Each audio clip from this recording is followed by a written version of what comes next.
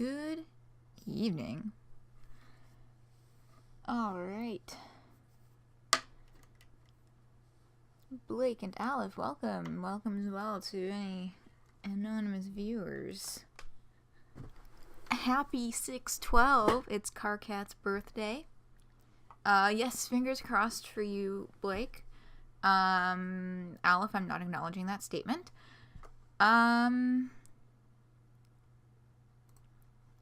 Okie dokie. I see, Cat. Welcome. Alrighty then. Let's get that fucking game open and just roll right on in. Ooh, I forgot to set up a thing. I need to set something up quickly in OBS. That feeling's still no Animal Crossing? Oh, y'all, I was so fucking disappointed after Nintendo Direct. Like, don't get me wrong, I'm excited for Smash, but I was sitting on my couch, I was literally like, okay, if Nintendo makes an announcement about Animal Crossing for Switch today, they will officially own my soul. And they missed out. They missed out on a fantastic opportunity. So they do not own my soul. Okay, we have one vote for Zebruh. We have one vote for Mystery Girl.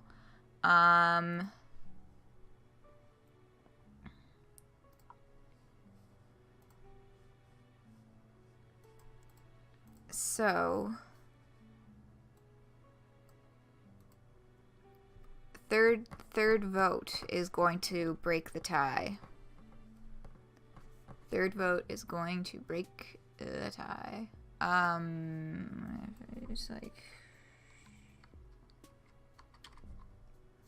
can y'all see this? Yeah, y'all can see what I'm doing. I'm fucking around with a goddamn big black box, because once you play through Mystery Girl's route one time, her title card changes to her actual face and name.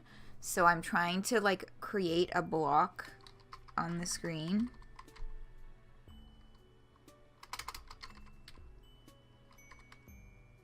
Yeah, that's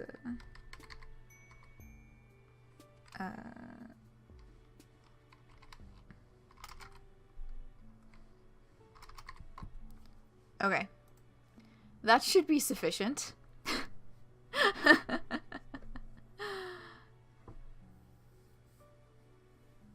Okay, we have 2 votes for Zebruh first, so we are doing Zebruh first up.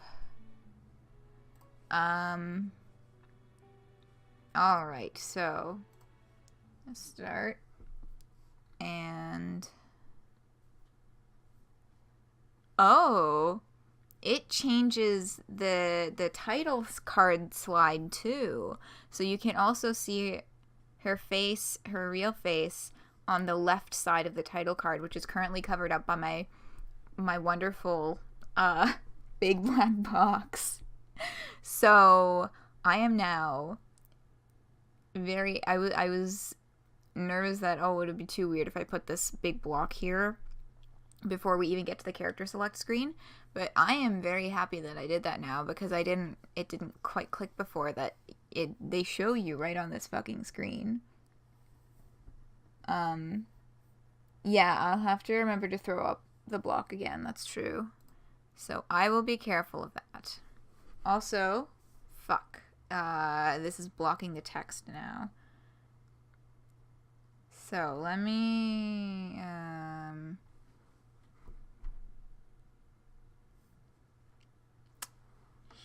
here, let me see. I will be careful.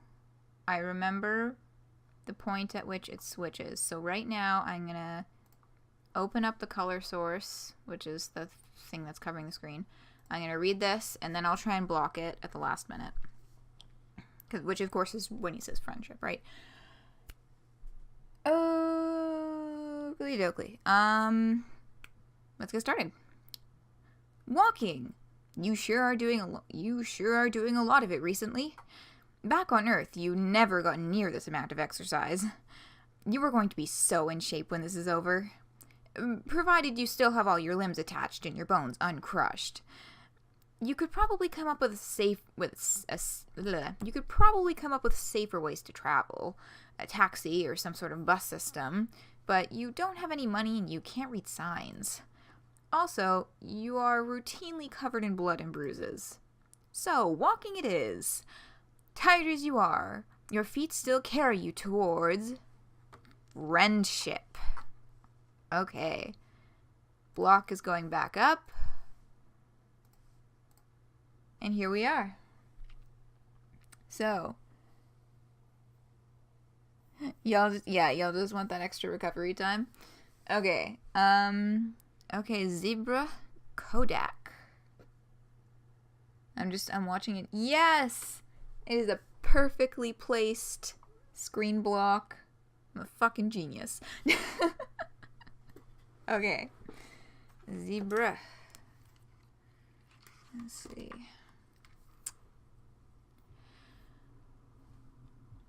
Okay.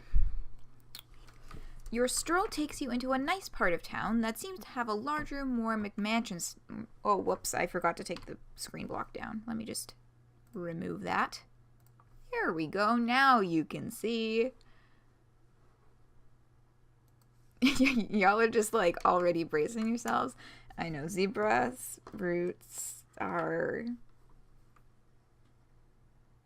your pickle juice. God damn it, Sneak Cat. You and your fucking pickle juice. Your stroll takes you into a nicer part of town that seems to have larger, more McMansion-style hives. Based on your past experience on Alternia, you're not quite certain that upper-class enclaves equals safety for you, but you might as well explore. You never know where you'll find your next friend. The power of positive thinking must be on your side, because someone emerges out of the shadows of these sprawling suburbs.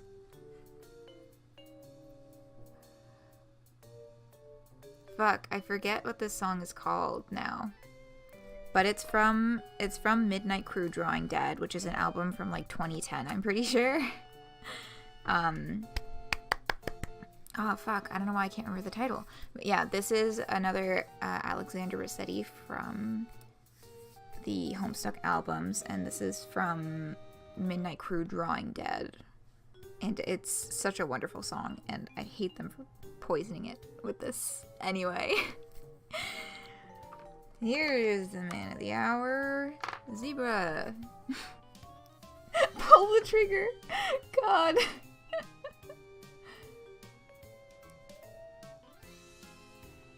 Wait, Zebruh's last name is a reference to Dresden Kodak by infamous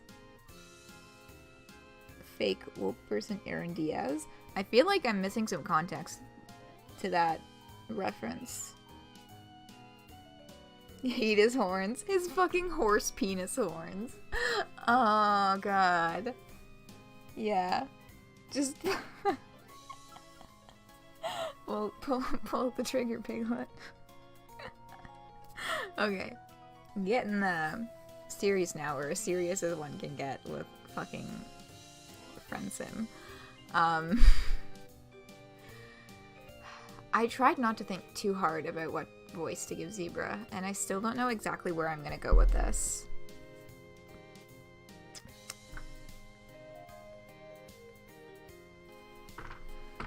Oh, hello there.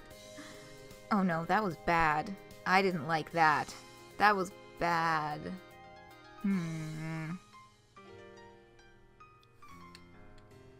Because I don't wanna just take them all in the generic Aqueous Horus direction. But also it's Zebruh, so who cares about giving him a good voice? He doesn't deserve it. His what now horns?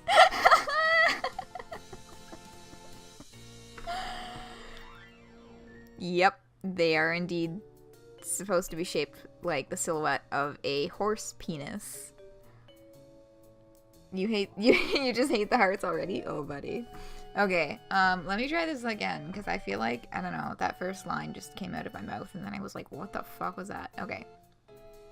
Right, he just says, oh, hello there.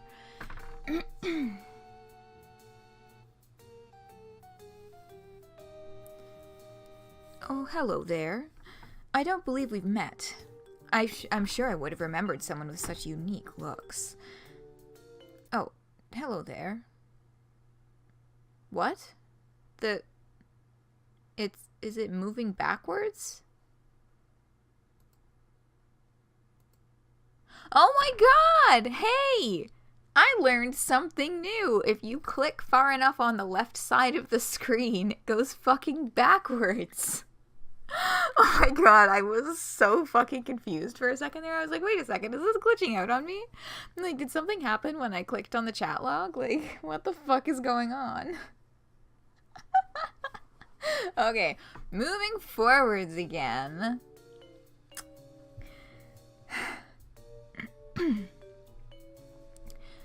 Oh, hello there. I don't believe we've met. I'm sure I would have remembered someone with such unique looks. You don't know where you are, do you? By this point in your time on Alternia, you don't know if it's wise to admit that you're lost and naive to the ways of the world, but you don't know what you could say to try and convince this guy that you've got any kind of street smarts. You nod your head reluctantly, but he actually looks more interested in you after the confirmation that you're new to the neighborhood. Have you perhaps found someone who likes you for your vulnerability and naivety? That would sure be fantastic luck. It's a good thing that I found you. Not everyone is as respectful of lowbloods as I am. Ugh. Oh, but I shouldn't make assumptions just because you're not much to look at. My bad. I don't mean to be forward, but you're just so interesting. Mind if I ask what color your blood is? This face is my least favorite of all of his faces because he gets right up in your space and it's like, okay, buddy. Back the fuck up. Fuck out of here with this shit. Who do you think you are getting all up in my face right now?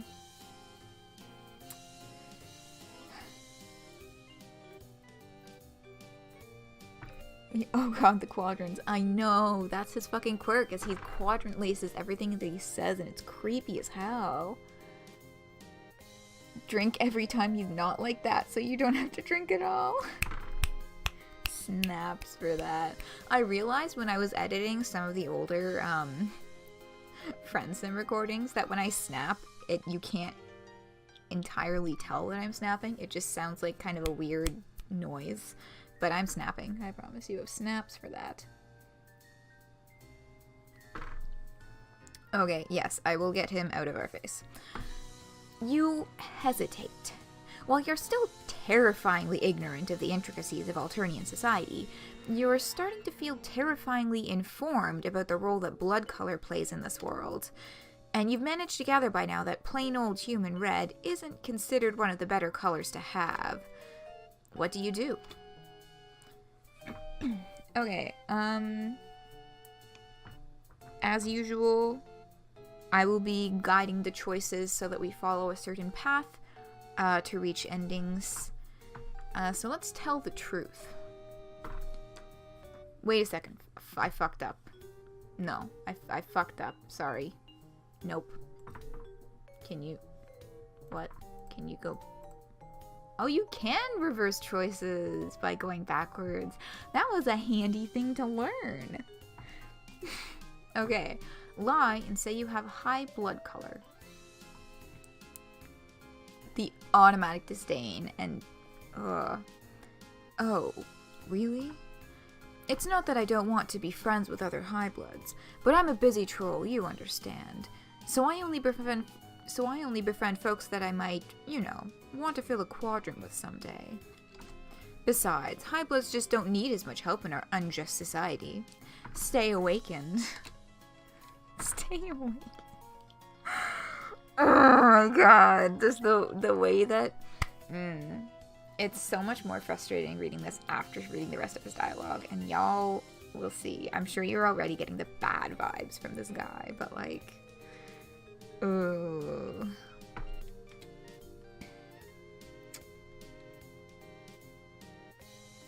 Should have saved? Just save the game? No! Look, I have game saves for the secondary choices, because the primary ones all take a short amount of time to get to, and I don't want to waste my save slots on the first choices because they're so quick to get to.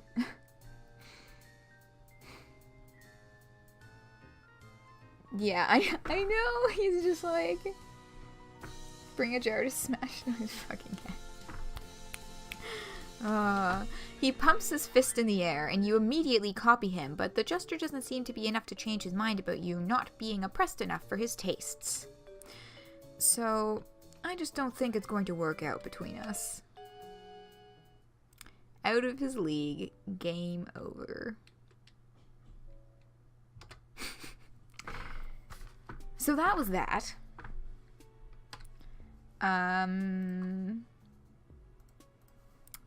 Hopping right back in.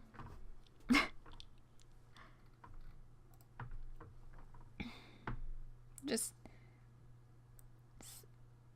wait a second. Sneakhead, I thought you were threatening Zebruh. Are you threatening Blake? Oh my god. What is happening in chat right now? Y'all are getting vicious.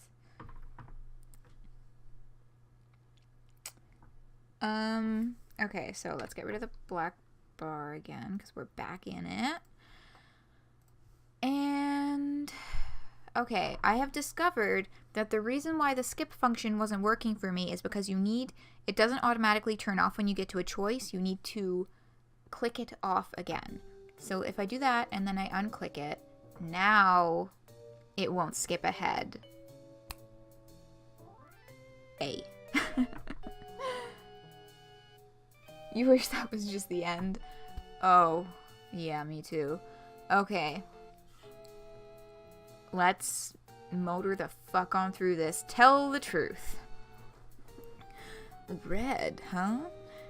Wow, that's so unique. I've always liked the color red. If all this person said was red, then... And he goes, wow, that's so unique. Red bloods are literally the most populous on the whole fucking planet. I don't think I've ever filled a quadrant with a red blood before. I think you're lying because you're a shitheel. I don't think I've ever made friends with a red blood before. You don't know what a quadrant is, or what it means to fill one. Given your experiences on this planet so far, you're nervous that it could mean something violent. But you don't want to further expose your ignorance, so you just say that you're as excited for this friendship as he is. You come on strong. Nice. You need a place to stay for the day, right? I can help you out with that. I've got plenty of spare rooms for guests in my hive.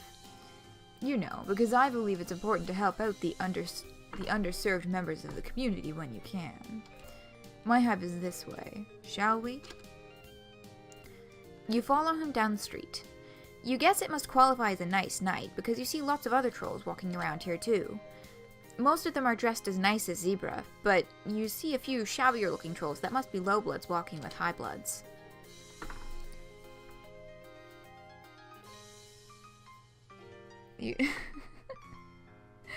I know. This is... It's just, there's so much going on here. Like...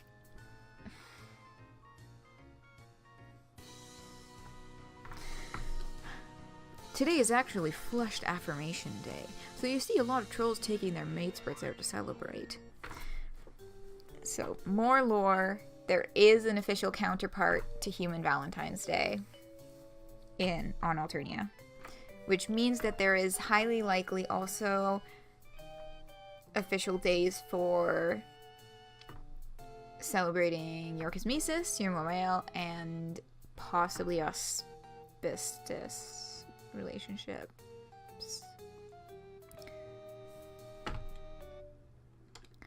Lucky for you, my flesh quadrant is currently empty, so I'm all yours tonight.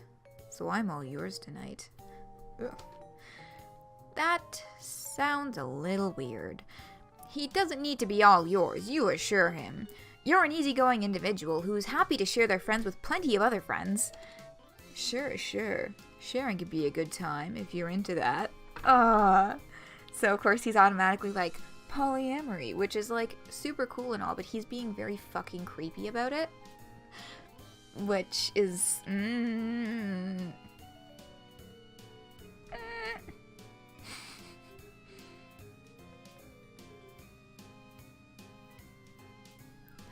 Like...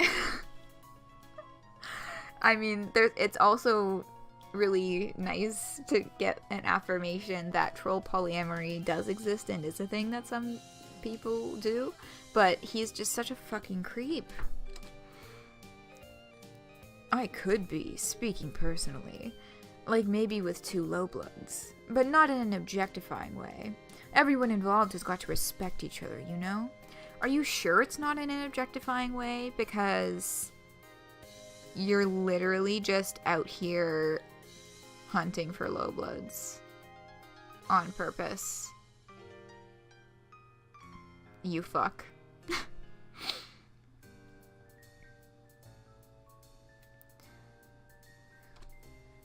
Wow, what? You have no idea how your innocent comment about friendship got taken to this particular place. You decide that maybe the best thing to say here is nothing, because who knows how he might misinterpret you next. Huh. Looks like there are a lot of high-blood, low-blood couples out tonight for the holiday. Pretty unusual to see in this neighborhood, to be honest. It's sad, but most of these low-bloods are probably with their mate sprits because it's socially advantageous. Pretty shitty of the high-bloods to take advantage of that, but not everyone is as socially conscious as I am. I think it's super terrible when high-bloods don't treat their low-blood mate sprits like the queens they are. He winked!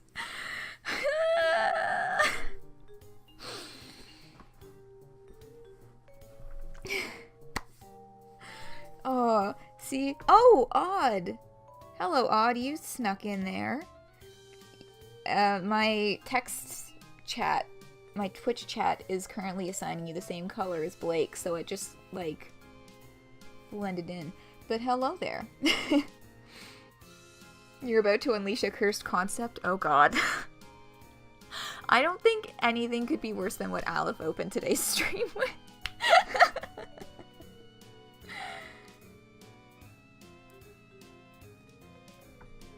Why are his horns shaped like the Febreze bottles like you're gonna use to cleanse yourself to spray? Cronus and Cancri? Oh, Odd. They're not just Febreze bottle horns.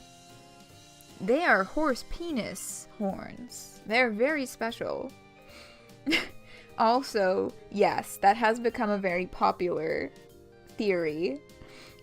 That Zebruh is the ungodly abomination that is a combination of both Cronus and Cancri.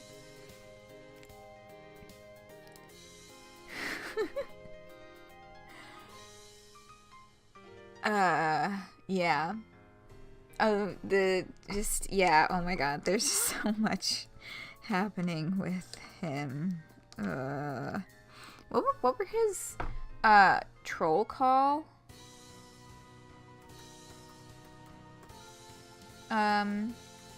Points? Here, let me just Google that. Right, it was Zebruh and Chixie. So Zebruh's is... Oh, olive girls are so strong. Some guys are threatened by that, but he likes it a lot. And then self-proclaimed gutter blood ally and already in your DMs. So that's what we knew about him before this. So it was already questionable. He would like it. He fucking would. Technically, they're zebra penis horns. I mean, like, I haven't Googled zebra penis, so I can't confirm that. However, I would not be surprised. Okay,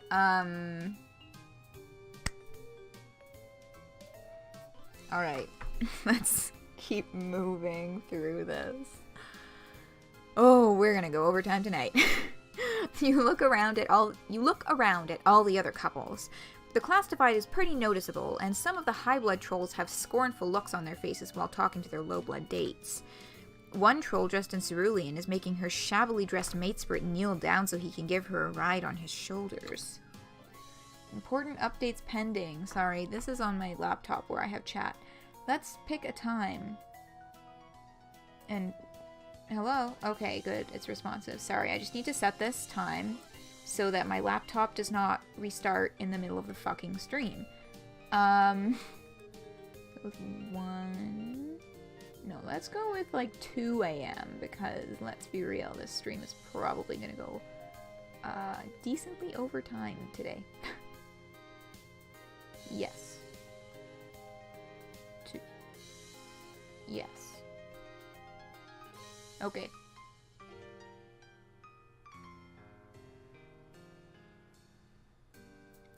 Okay. And now we're back.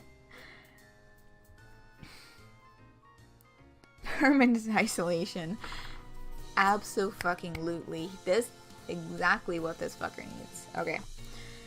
One troll just as Cerulean is making her shabbily dressed matron kneel down so he can give her a ride on his shoulders. It could maybe be a cute coupley thing, you guess, except she's sure laughing a lot and has the heel of her boot pressed into the back of his neck. You don't want to speculate about what people might be into, but it does seem kind of humiliating. Zebruh sees where you're looking and shudders theatrically. In the process of waving his arms around in disgust, he slips an arm over your shoulders. Ugh! Keep your fucking hands to yourself, you piece of shit. I'm so sorry. You shouldn't have to see something like that. You're trying to think of a tactful and friendly way to move away from his arm around your shoulders when you arrive at what must be his hive. It's the biggest and most big mansion-y hive on the block, and when he stops in front of it, he lets go of you to gesture proudly at his sprawling home.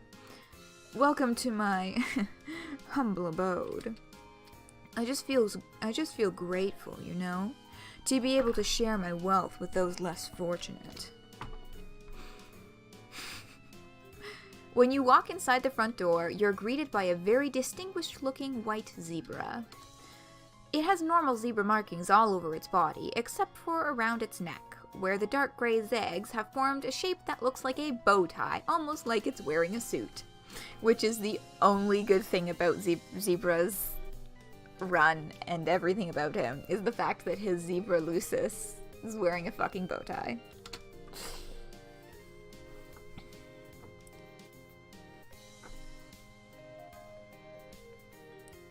The art? Yeah, the art is fucking gorgeous. What? 911, yes, this troll is here.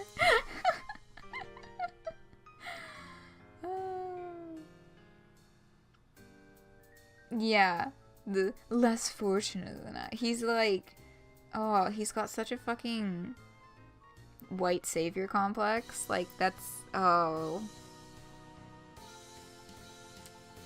Even the zebra looks like an asshole. Oh, just wait and see. Oh, just wait and see. You don't know how its zebra face is managing to radiate pure disdain when it looks at you, but that is unquestionably the energy you're getting. Don't mind my Lucis. He's kind of socially old-fashioned. But he lets me keep lowbloods around the hive to help out and stuff, so he's not all bad. So, slavery? Are you talking about slavery, buddy?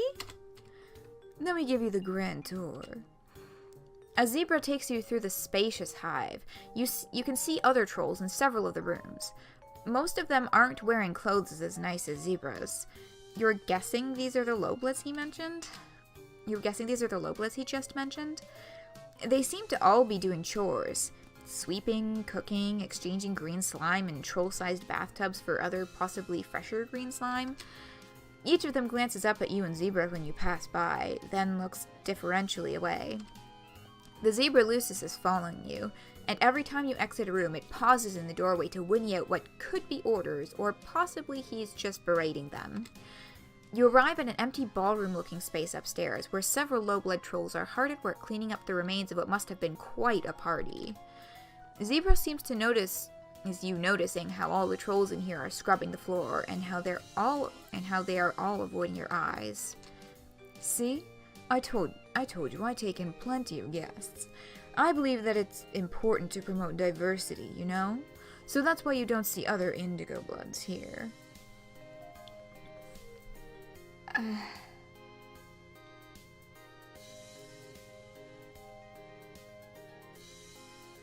Fool's like, rubbing alcohol, Blake, no!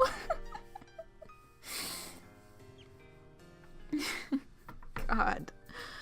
I just... oh my god. I don't even know where to start. Honestly, I don't even know where the fuck to start. Looks like all the guests are busy today. Well, an important part of communal living involves contributing to your labor when it's necessary, right guys? A few lowbloods mutter an affirmation, while others just put their sponges and mops down to prostrate their whole bodies on the floor. Zebruh looks a little uncomfortable with the bowing, but not that uncomfortable. He doesn't introduce you to any of them. They don't realize yet that my hive is a sanctuary from the harsh injustices of the outside world. Is it really now? Buddy? Is it fucking really? Because... I don't know, man. I'm kinda getting different vibes here. Anyway, enough about my low-blood guests. Let's take care of you, shall we? Ugh. Ugh. This is so cursed. It is so fucking cursed, and it just keeps getting worse and worse. Your personal poison is baking soda. Oh my god, Aleph. That sounds fucking awful. I know, it's so much, Blake. I really truly don't know where to start with this. Like, the whole point of these streams is supposed to be generating more community discussion and stuff, right? But I literally don't even know where to fucking start with this guy. Like, I'm trying, I swear. But there's so much happening here. I guess my brain is also flooded with the rest of the stuff that we're gonna read. That's like, oh god, that stuff too. John Cena boys, are you sure about that? Yes. Doesn't he think that you are a low blood guest? Yeah, that's the weird thing. He's got this, it's this weird, like, because he knows, like, you told him that you also have red blood, but he's, like, treating you, like, weird and different from the rest of the low bloods in his house. But it's like, is he doing that on purpose? Like, to kind of egg you into becoming another one of his quote-unquote guests? Like, what the fuck routine is he pulling here? Perhaps as Lucis has had enough of tolerating your presence, because it takes the opportunity to stop following you and go huff at more of Zebruh's guests. Now, for better or worse, you are alone, and Zebruh has turned all of his attention on you. His smile seems very friendly. You want to see it as friendly. The night is still young. I'm happy to do whatever you want to do. If you feel like going out on the town to celebrate Flushed Affirmations Day, I have lots of other friends I could introduce you to. Help you meet the right kind of culture, you know? Or if you're tired, I can show you to your guest room now and we can have a nice night in. Go out or stay in?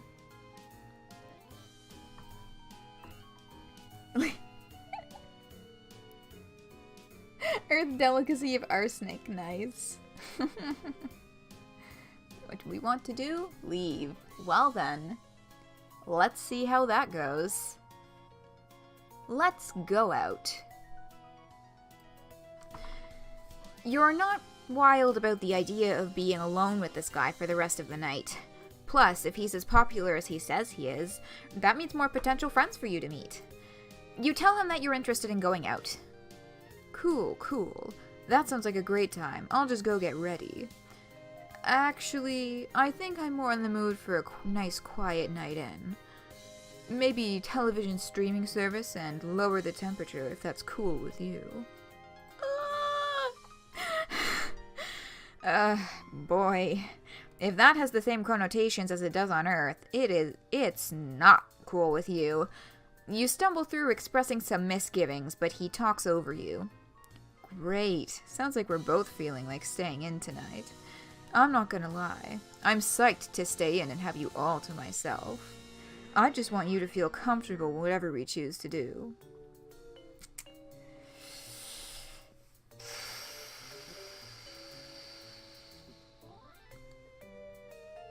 He's just so awful.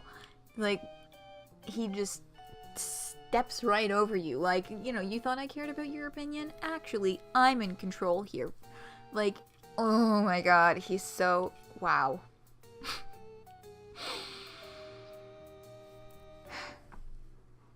You're not sure why he asked you what you wanted to do, since your preferences don't seem to matter much. My Lucis and my guests have probably prepared a delicious meal for you by now, but let's finish the tour first. I assume you want to see my room. Ugh. You tell him, sure. Bedrooms are a great way for people to express their personalities, and as his friend, you're interested in getting to know him better. He doesn't seem to have heard part of that sentence, but it's okay. Hopefully he got the gist. When you get to his enormous room, it's decorated with posters of musicians on the wall and what seem to be social justice slogans. One poster has a symbol with clawed hands in it. One poster has a symbol with clawed hands in several different colors coming together to hold a trident, with the word unity underneath it. Another poster features a rainbow of colors ranging from rust to olive green that proclaims him to be a low-blood ally. Two other low-blood servants are in here, one of them standing on a stepladder to dust some high shelves, while the other crawls around on the floor, scrubbing and picking up wrappers that Zebruh seems to have just littered there. Pretty sweet place, right? You look confused by the posters. Your music taste probably isn't refined enough to have heard of my favorite bands. I only listen to subversive musicians that speak truth to power. Luckily, you have me to teach you how to confront your privilege and support marginalized artists. Also, did you notice my rad pile? It's a perfect setup for feelings jams with your Moreo. Like, there's so much happening.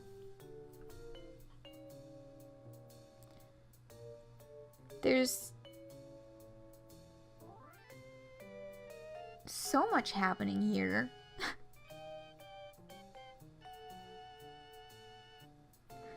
Like...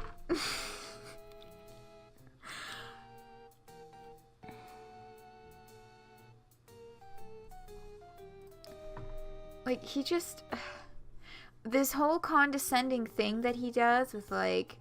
yeah, bands you've never heard of. And it's like some weird combination of, like, fucking...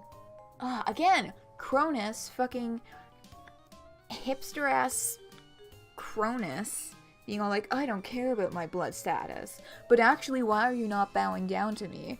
Also, listen to my indie music. And then fucking Kankri, this social justice stuff that he's being all high and mighty about it, but at the same time, he's playing right into the caste system by having all these fucking, like, low-blood slaves, essentially, in his fucking house. And it's just like, oh my god. What? Oh my god. Every sentence is like another punch to the face.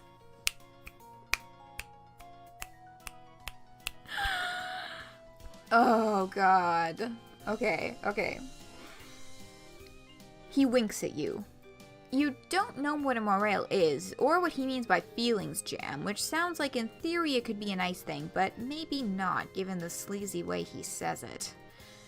You tell him that it looks like a very nice pile of things. You spot a couple pillows, what looks like a puppet with a disturbingly long nose, some random bow ties, a few horseshoes. Puppet with a disturbingly long nose.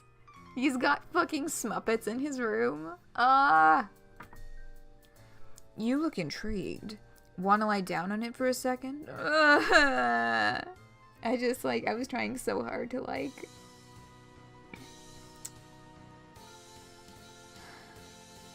get through that whole sentence. but it just wasn't happening. How did he get a Smuppet? Who the fuck knows, okay? Time shenanigans. Maybe something to do with the portal. I don't fucking know. Horny on main. Oh god, Odd, why? Kankri done right? I mean, Zebruh is much better satire than Kankri. That is true. He's a far better criticism of particular parts of the social justice movement. I think what's really helpful here is that, you know, they stayed within the troll universe with this kind of criticism and didn't try and co-opt more human social justice terms. Like, they fit the terms that they did decide to use properly into the framework. Like, that's still, it still really squicks me how he tried to make, the comparison between,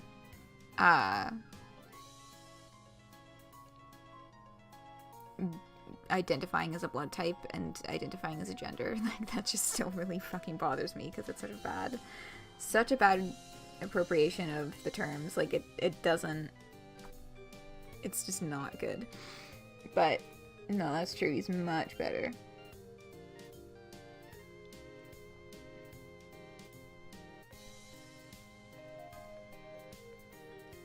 That how does he get worse with every sentence? Oh, this is the fucking miracles that Gamzee was talking about, y'all. That's Cameo and Hot Switch through Smuppet. Yep.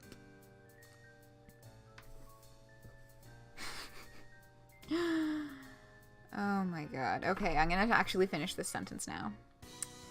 You look intrigued. Wanna lie down on it for a second? We don't have to do anything, but sometimes it can be nice to just, you know, pacify each other a little bit. Ugh.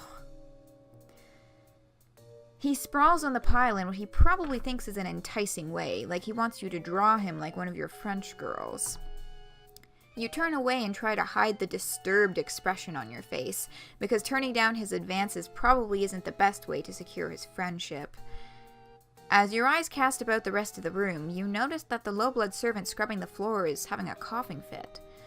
You can tell she's trying to cough unobtrusively, but it seems like she's hacking her lungs up, with each big cough racking her whole body and making her shoulders shake. Concerned, you crouch down by her side. She jumps when she notices your concern and mumbles that she's fine and that you don't need to worry. But she doesn't look fine. Now that you're getting a closer look, you can tell that she seems to be underfed and exhausted, with sickly shadows on her face and scraped up knees and elbows.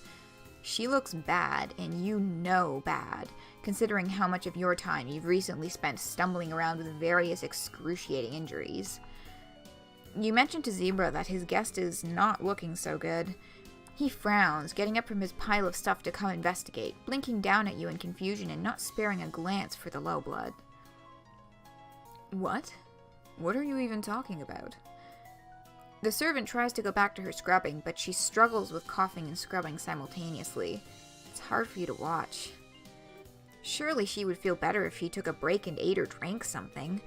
You ask Zebruh about that hot meal he said was being cooked for you.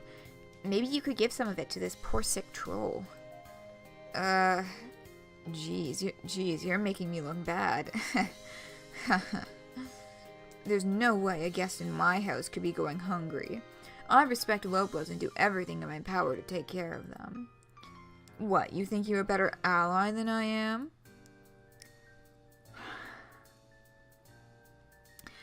Considering your status, or lack thereof, on this planet, you're not sure you count as an ally so much as a member of the oppressed underclass. But you let that slide.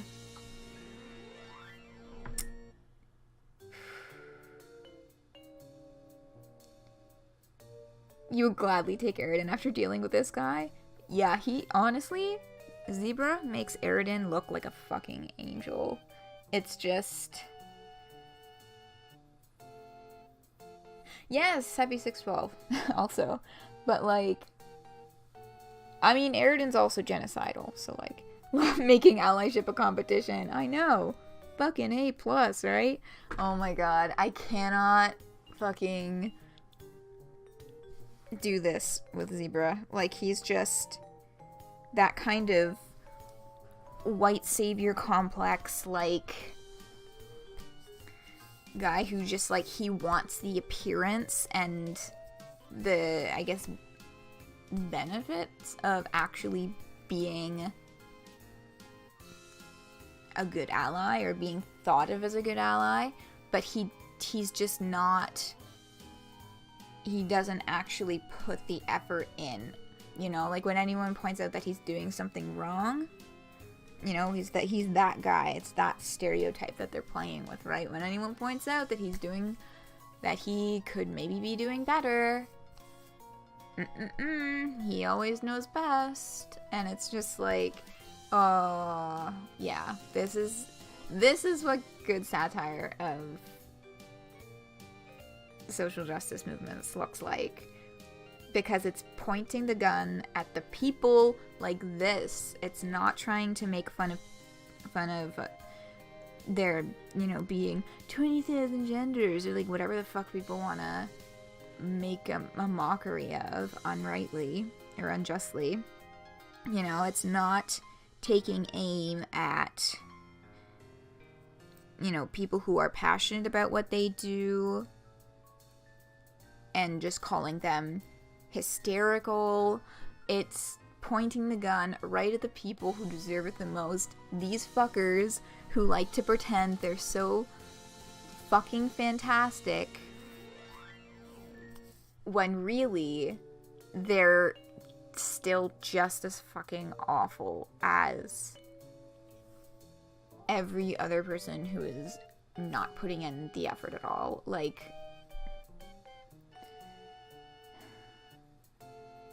that's the only thing that saves it, is that it's clearly satire? Yeah, definitely.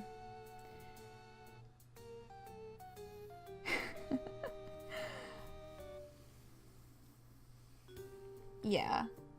Like, that's definitely, you can tell that it's satire, and it's just, like, good shit. Like, they saw what happened with Cancri, and what a wishy-washy piece of satire Cancri was, and they were like, you know what? We can actually do better than this. We can. And then there was Zebruh. I gotta we have to look at the credits after this. I'll check the credits and see. Writing, and music. No, wait, we can't look at the credits yet because that says the name of the other troll. But definitely at the end of the stream today, we have to look at the credits and just, like, kudos to whoever the fuck wrote this, because I think this is a returning writer. Considering your status, or lack thereof, on this planet, you're not sure you count as an ally so much as a member of the oppressed underclass. But you let that slide. You hasten to explain that you didn't mean to criticize him, and you're sure he's doing a fine job at being an ally to lowbloods. Yeah, well, it's not easy. Whatever.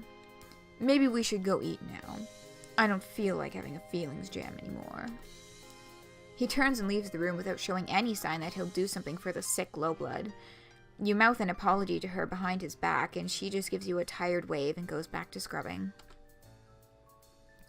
Zebruh leads you downstairs to the dining room, where his Lucis is supervising a team of lowbloods setting the table with what looks like a 4-course meal.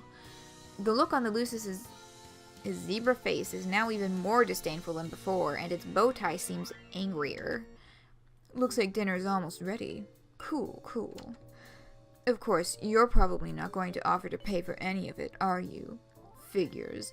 Lowbloods, I mean, trolls in general, are always expecting me to provide for them without ever offering any concupiscence in return. Ugh, that's so creepy. Oh my god. Because first of all, he's like trying to mask over his fucking bigotry. I mean, you know, trolls. Sorry if the sound just went weird. I accidentally tapped the microphone.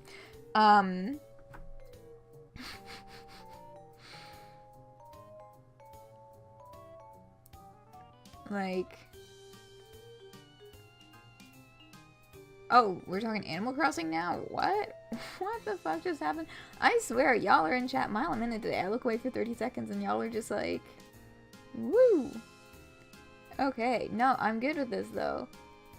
What Animal Crossing characters are you gay for? I don't know if I'm specifically gay for any Animal Crossing characters, but I do love all of them with my whole heart.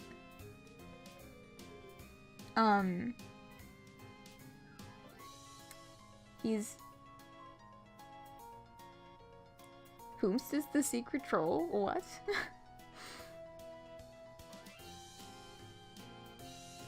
Oh.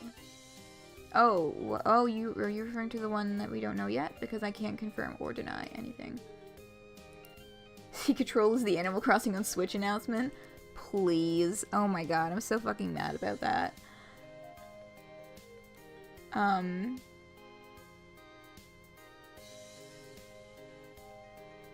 Octo tomorrow? Oh, right. Y'all who actually have a fucking Switch get a Splatoon update. Ugh. But yeah, you know a fucker. Oh, rip. I'm so sorry you actually know somebody like this odd. That's fucking awful. Ugh. Yeah, this guy, he's glazing over his fucking bigotry, and then heading it up with even more bigotry, being like, oh, without even offering any concupiscence in return, as if he's like expecting MSPA reader to like pay with their body, so to speak, which just like ramps the creepiness level of all of this up to a billion times higher than it already was, which is a miraculous feat in and of itself. For once, you're kind of glad that you're unfamiliar with his alien vocabulary and innuendo. You have absolutely no money, which he definitely knows. You can pay him back for the dinner in... friendship? Yeah, well, I'm not sure if I want to be friends with someone who has a problem with the way I do activism. I have it on good authority from every other highblood I know that my intersectional praxis is valid. I was so close to busting up at the end of that line. But, like, there's just, oh my god, the number of things wrong with this sentence. Like, questions the way I do activism. Like, y'all, open discussion about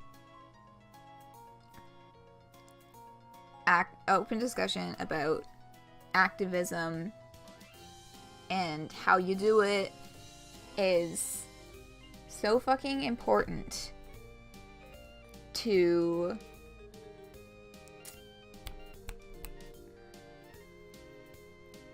just social justice as a whole, because you can't progress forward without talking about, you know, how things are working and how you are doing things and what's the right way to do things, what's the wrong way to do things. You need to be open to these kinds of discussions, you know? And he's just like, no questions, and it's like, okay, red flag. Good authority from every other highblood I know that my intersectional praxis is valid. Another red flag, because you're only talking to other privileged people. Obviously other privileged people, especially people who aren't even invested in social justice or whatever, interested in being a low-blood ally for the sake of the analogy. Obviously they're gonna be like, oh my god, you let them in your house? Oh my god, you talk to them? Oh my god, you don't step on them? Wow, you're doing so amazing. You are so nice to them. Like, buddy, you can't... Other people who are privileged in the same way you are, you can't... That's not how... I can't even form sentences, okay? You stumble over your words in your haste to assure him that you in no way meant to say he's not valid. You've never met a troll so valid. No one believes in his validity more than you do. Whatever. Let's just eat.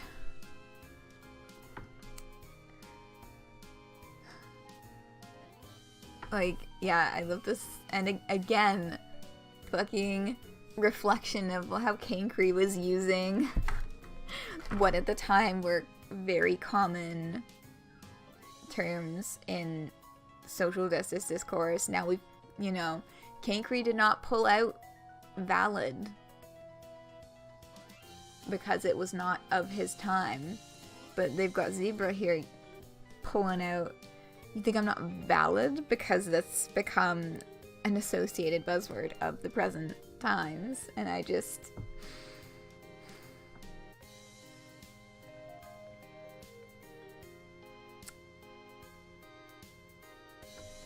The vest, the bow tie, it's the whole aesthetic together, paired with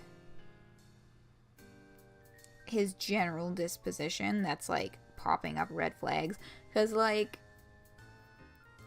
you know, vests alone, the ponytail alone, bow ties alone are not inherently bad things. But this whole combination of a person... Valid today, zebras do not interact. Oh my god, are you talking about Pokemon? Yo, I'm almost done Pokemon Moon, and I'm very excited about it.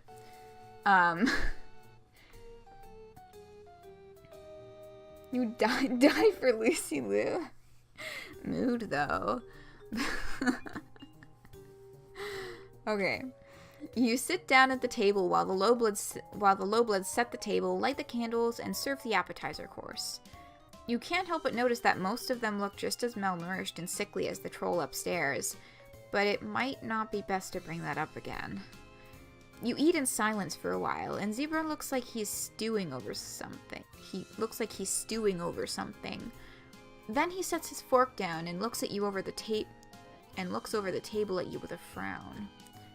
You know what? I just realized. Oh, here it fucking comes. You totally denied my Lowblood her own agency when you questioned me about not feeding her. Yeah, what you said was totally problematic. You don't respect Lowbloods at all, do you? Not like I do. He was stewing because he was fishing for something to twist that situation in his favor. You took away her agency when you asked me. Instead of asking her, but like, we all know that's just an excuse. And that he probably would have gotten even more pissed if MSPA Reader had specifically asked the Lowblood troll.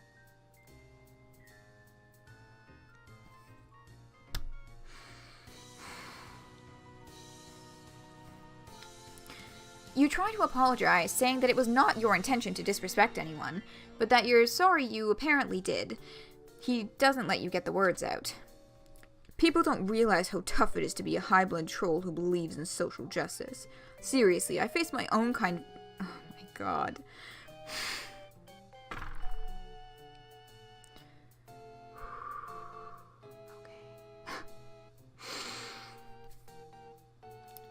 Seriously, I face my own kind of oppression for speaking out and being an activist for Lowblood rights. Oh, that's not how that works, friend. That's not...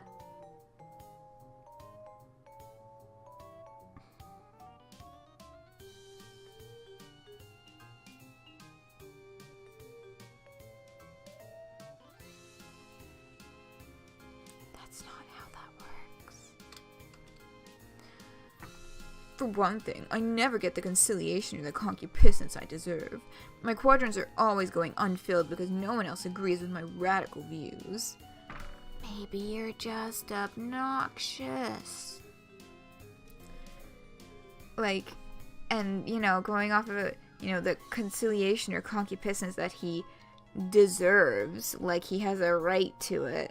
Oh my god. I thought you'd be different, but you don't get it either. You try to tell him that he's got you all wrong. You agree with his radical views and believe in low-blood rights, which is why you were concerned for his guests in the first place.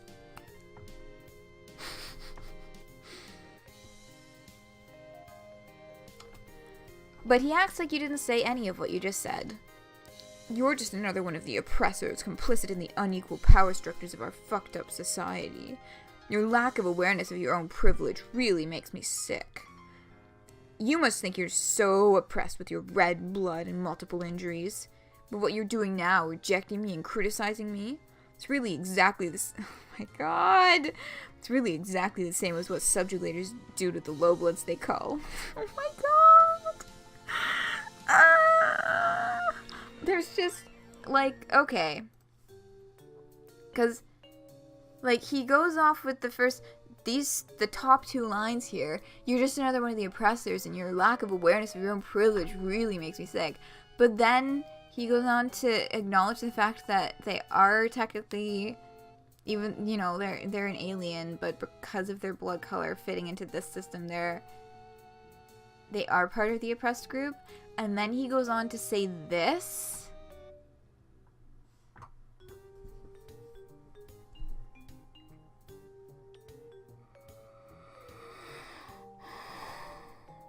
You know what this is making me think of? The Down with Cis bus.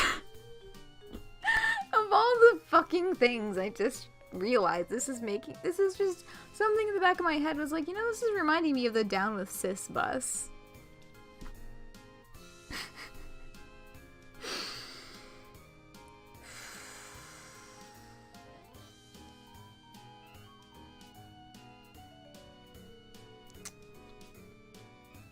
Like, yeah, we're already an hour in, and there's still a whole other zebra route to get through. Like, I told y'all earlier, I was like, oh, this one's gonna run over.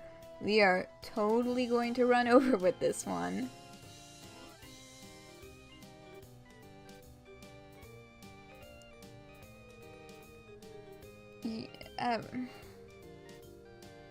See, we got run over by the Down with Cis bus.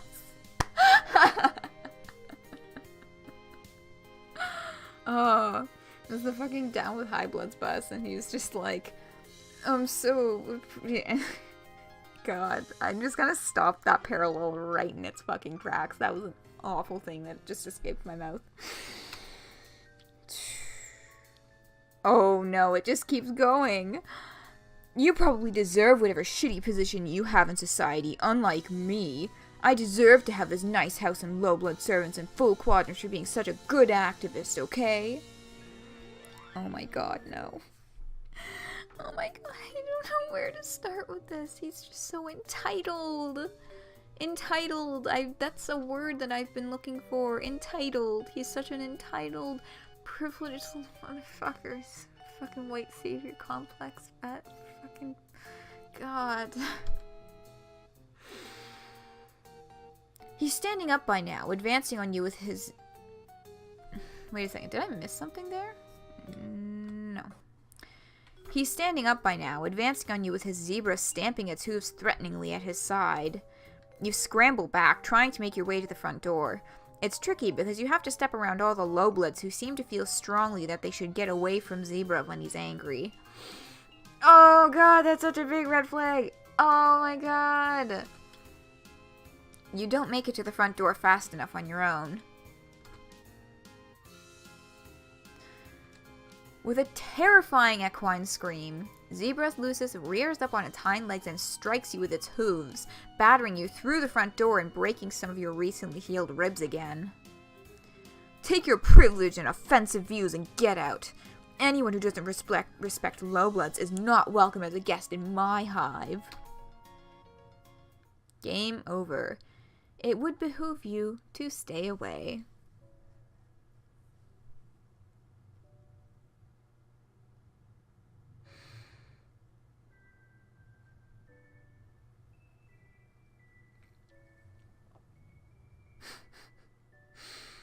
Oh, someone's looking for down with Cis bus post, but like,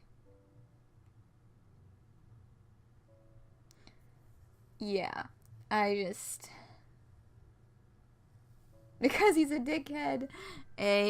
True. What do you even say to this? What is left to say? Yeah. Okay. I'm gonna put the screen block up again to get back to the next choice with Zebruh, just in case, because I don't know where on the screen my save file is for the other troll, so you might be able to see who the other troll is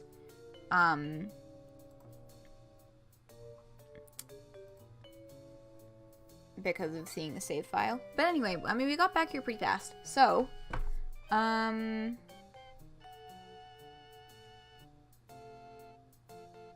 oh shit, I forgot to take this blocker off the screen. So I'll take that down again now. Okay. So wait, what's this link? Let's see what this link is. Is it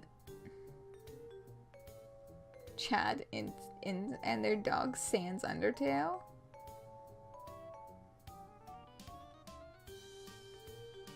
Wow. I sure just looked at that with my own 2 eyes.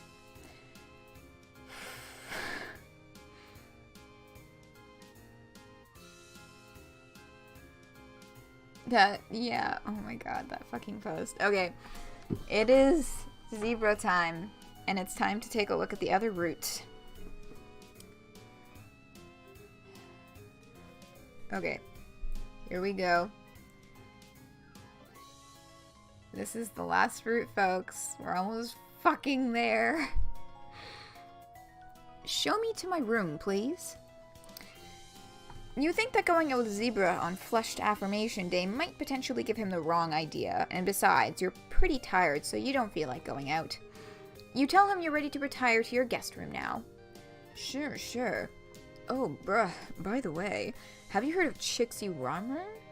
I have no idea how you're supposed to fucking pronounce that name. But, yeah, someone noticed that there has been a trend of trolls who, were on the same troll call card.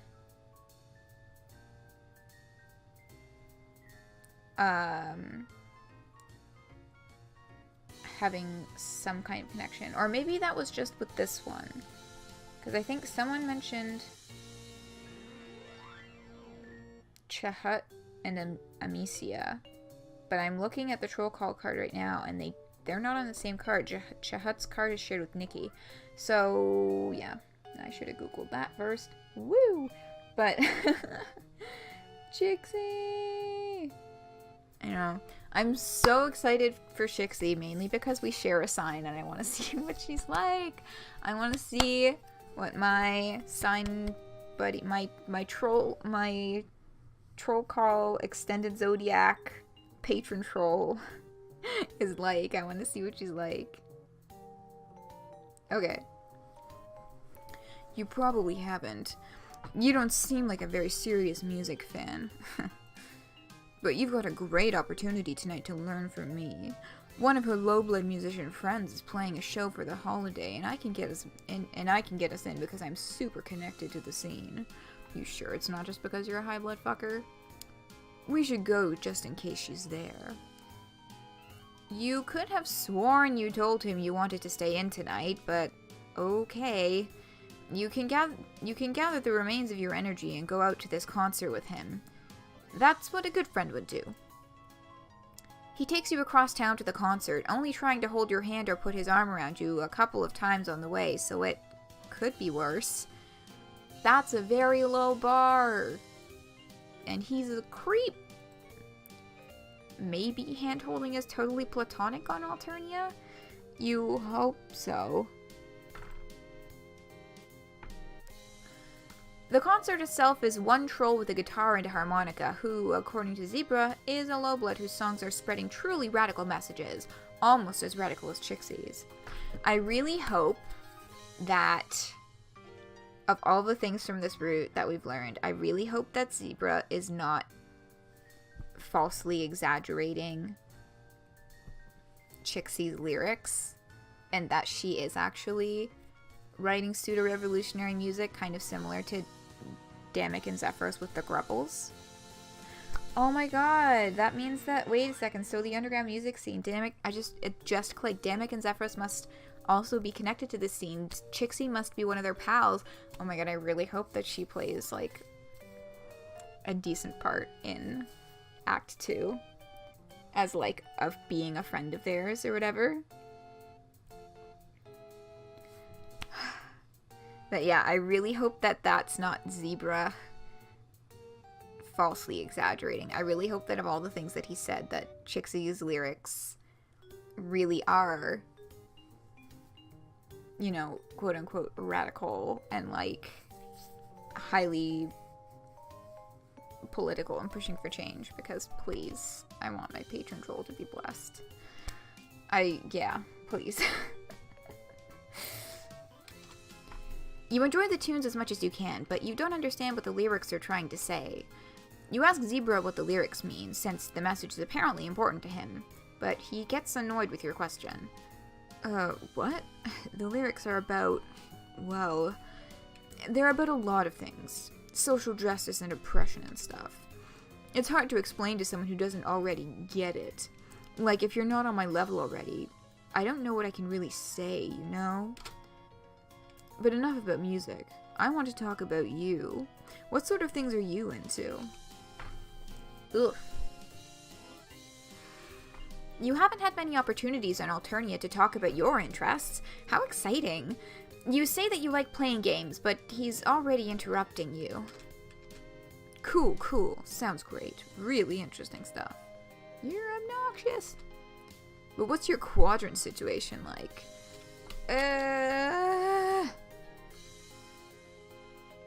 Chixie is already cursed. Aleph, no. Please. Please.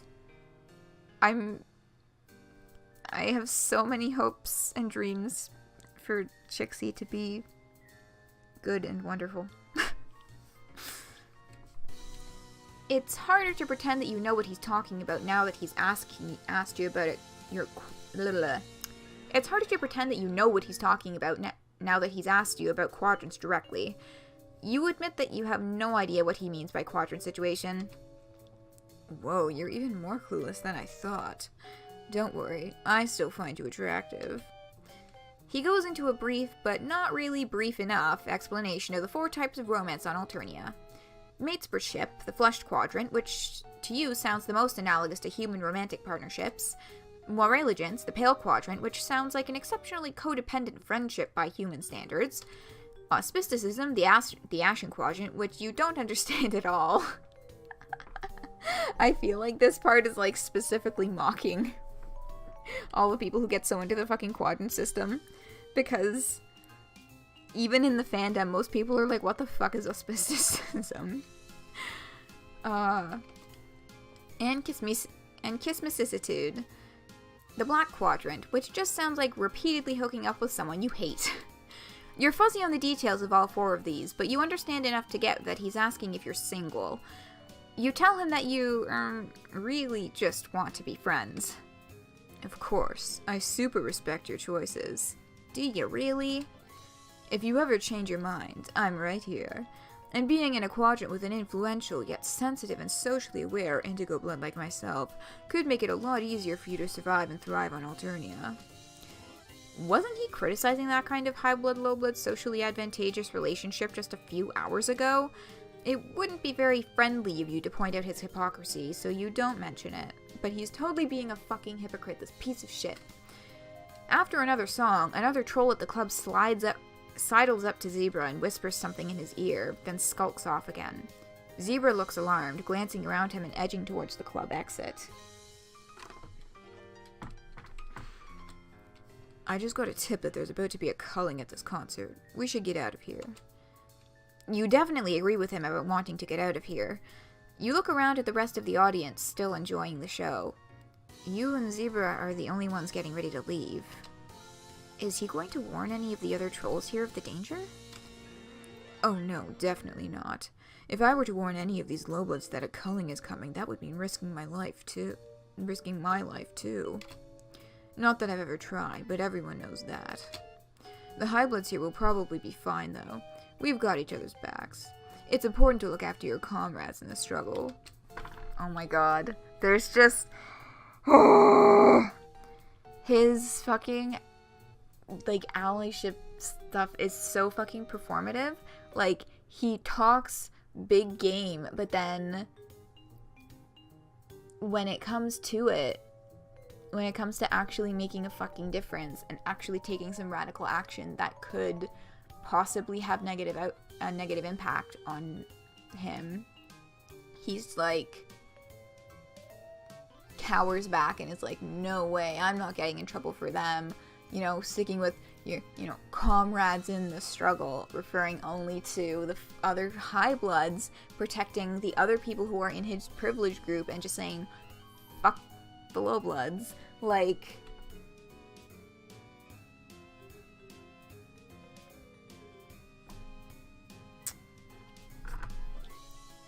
yeah, there's just so many times during his route where I just need to stop and, like, yell silently inside my head because I don't know what the fuck to... Oh, y'all are asking what auspicicism is? Keeping another black thing from happening? I mean, the concept is essentially the third person mediates between two people to stop them from entering a particularly volatile black relationship. Essentially a black relationship that could very easily flip into not just a black relationship, but like a very nasty, abusive rivalry. That's kind of the impression that I get of auspicicism, is that it's that, yeah, that mediation to stop, like, unhealthy black relationships from forming, which is, like, actual fucking abusive relationships. Because the impression that I got of what a healthy black relationship is supposed to be is just, like, a very strong rivalry, where, you know, it's like a healthy rivalry where you despise of this other person, you're in constant competition with them, however, you don't actually wish them any real harm. I mean, yeah, not life-threatening anyway. I mean, that's trolls' concepts of healthy relationships are just kind of fucked in the first place. But yeah. Yeah, Blake, you got it. You got this shit. Okay. Back to this fucking disaster. Sure enough, you can see that the other trolls here who, much like Zebruh, stand out because they're wearing nice clothes, are casually but urgently leaving the concert venue. The lowbloods are all still clapping and singing along with the singer on stage. No one has given them a tip-off. Come on, we've got to scram. The two of you abscond, getting away from the music club as fast as your legs can carry you. By the time Zebruh decides it's safe to slow down, you are tired and out of breath. Looking around, it seems like you've arrived back in the Highblood part of town. You wonder if drones have descended on all those trolls at the club by now, and you just can't hear it because this neighborhood is too far away, closed off and sheltered from the violence. Phew, that was a close one. Going to lowblood cultural events like that can be dangerous, but it's one of the risks that you have to take if you want to be an activist. I can't tell you how many times I've risked a culling to fight for lowblood rights. Civil disobedience is the only way to fight the authoritarian state. Yeah, okay. Risk a culling to fight for lowblood rights. That would be if you actually gave the lowblood trolls the tip-off to the fact that the culling was coming. Running away does not count. He turns to you and takes one of your hands in both of his, looking deep into your eyes. I think it's so cool how you supported me back there when we risked our lives for the cause. That's probably the best way you can contribute as an activist and ally, you know? By supporting me. Ugh, that's so obnoxious. And speaking of activism, we were talking about quadrants earlier. Let's get back to that. Oh my god! This guy just does not want to take no for an answer. Once again, you reiterate that friendship is what you're looking for here. He nods enthusiastically and squeezes your hand together. And squeezes your hand tighter.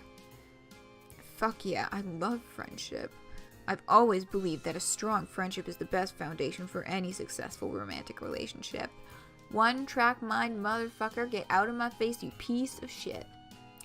And many trolls start by being friends first and enter into a quadrant later. Even if you try to be friends but then fight too much, that can still prepare you for a colligonous quadrant.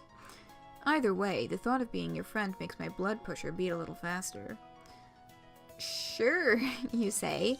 If what we're doing is extolling the benefits of friendship, then boy, you have some things to add to his list. For instance, friendship can give you a sense of platonic companionship with your fellow man. And friends can also come in handy when you need someone to help you move or take you to the airport or other non-romantic activities. I know, there's so much wrong with this. Oh my god. It is almost over. Thank fuck. You think friendship is a great thing to pursue for its own merits. Friendship is so great that once you have it, why would you want anything more? Hell yeah, totally. You're so right that friendship is a great first step. Did you enjoy the concert tonight? Did it persuade you to be an ally for low blood rights? You think that going by your blood color and how often you have almost gotten killed by those more powerful on this planet, you're more like a member of the oppressed underclass than you are an ally. But you decide not to split hairs and just tell him that yes, you'll be an ally to yourself. That's fantastic. I'm so happy to hear that. If you're an ally to lowbloods, then I'll allow you to be my mate spirit. Friend, you correct him. You can be his friend. Right, sure, yep. I meant to say friend. He lets go of your hand finally, which at least counts for a partial victory, and winks. Victory?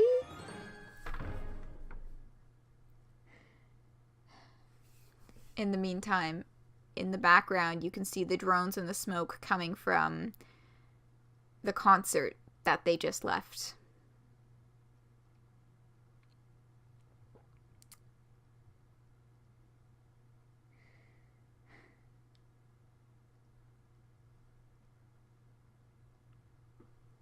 Yeah, so that's that.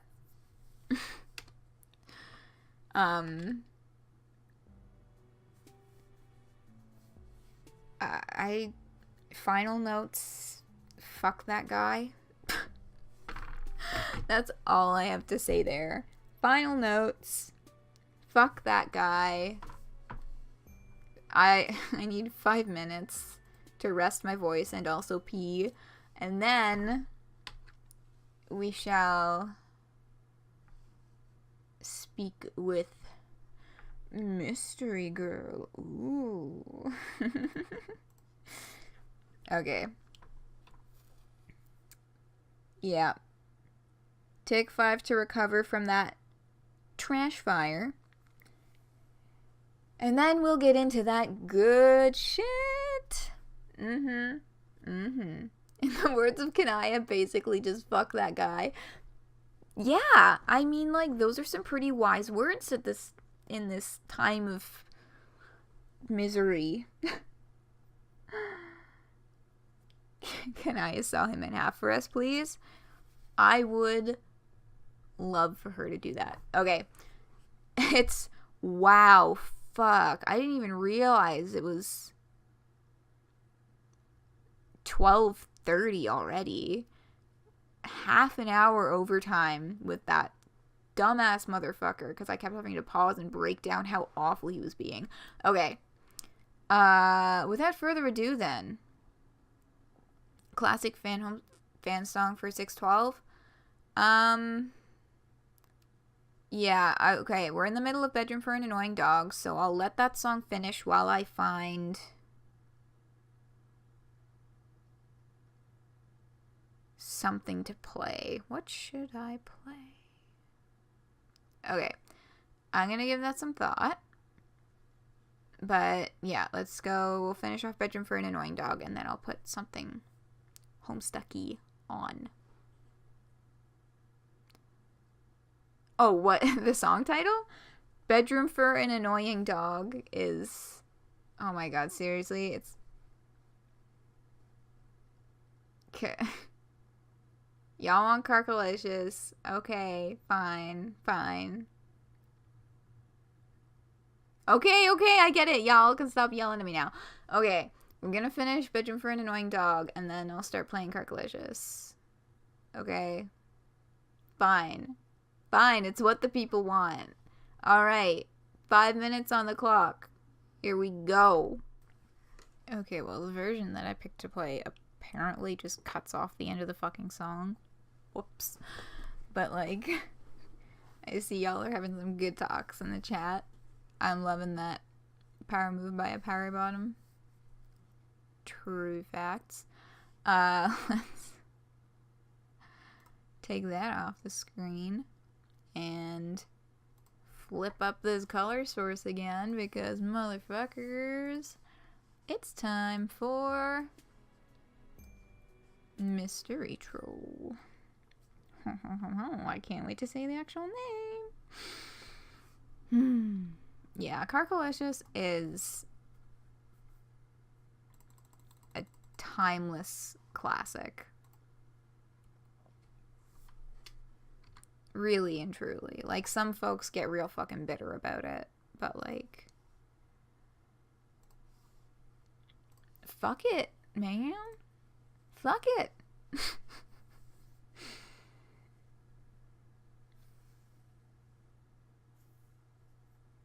Oh, hello, Aleph. You've been quiet this evening.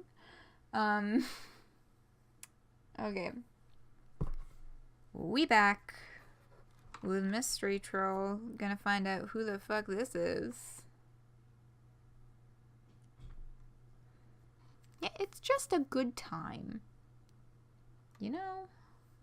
Why the fuck feel ashamed of stuff, you know? Whatever. Okay. Mystery Troll. Here we go. Okay. Huh. As usual, the streets are hopping. Just bouncing around like an overactive bunny rabbit on Easter morning. Up ahead at an intersection of streets is some kind of night market. Well, every market on Alternia is a night market. As previously stated, you are broke, but there's nothing wrong with a little bit of window shopping. Who knows what kind of awesome stuff you'll find? You can learn a lot about a culture from their stores. You are so intent on thinking positive thoughts that you are nearly at the market before you realize that quite a few people are coming towards you in the opposite direction. Some of them are running, actually, and screaming. Looks like something has gone down, violence-wise. It's not a stampede. You aren't in any danger of being trampled, and the street is wide enough to just step aside and let the crowd pass by. Or it would be. You get a brief, furtive glimpse of a pair of focused yellow eyes under a low-pulled hood. Then a hand grabs yours so tightly the tips of your fingers go numb. With a rough yank, you are pulled into the flow of the crowd. The troll girl who has a hold of you speaks quickly and quietly. You have to lean your head in close to hear. We are on a date. You're my matesprit, or my royal, whatever you want. We're just a normal couple, out for a night on the town. We're gonna go catch a movie and get some soft serve grub cream. You feel me? Wow. Okay.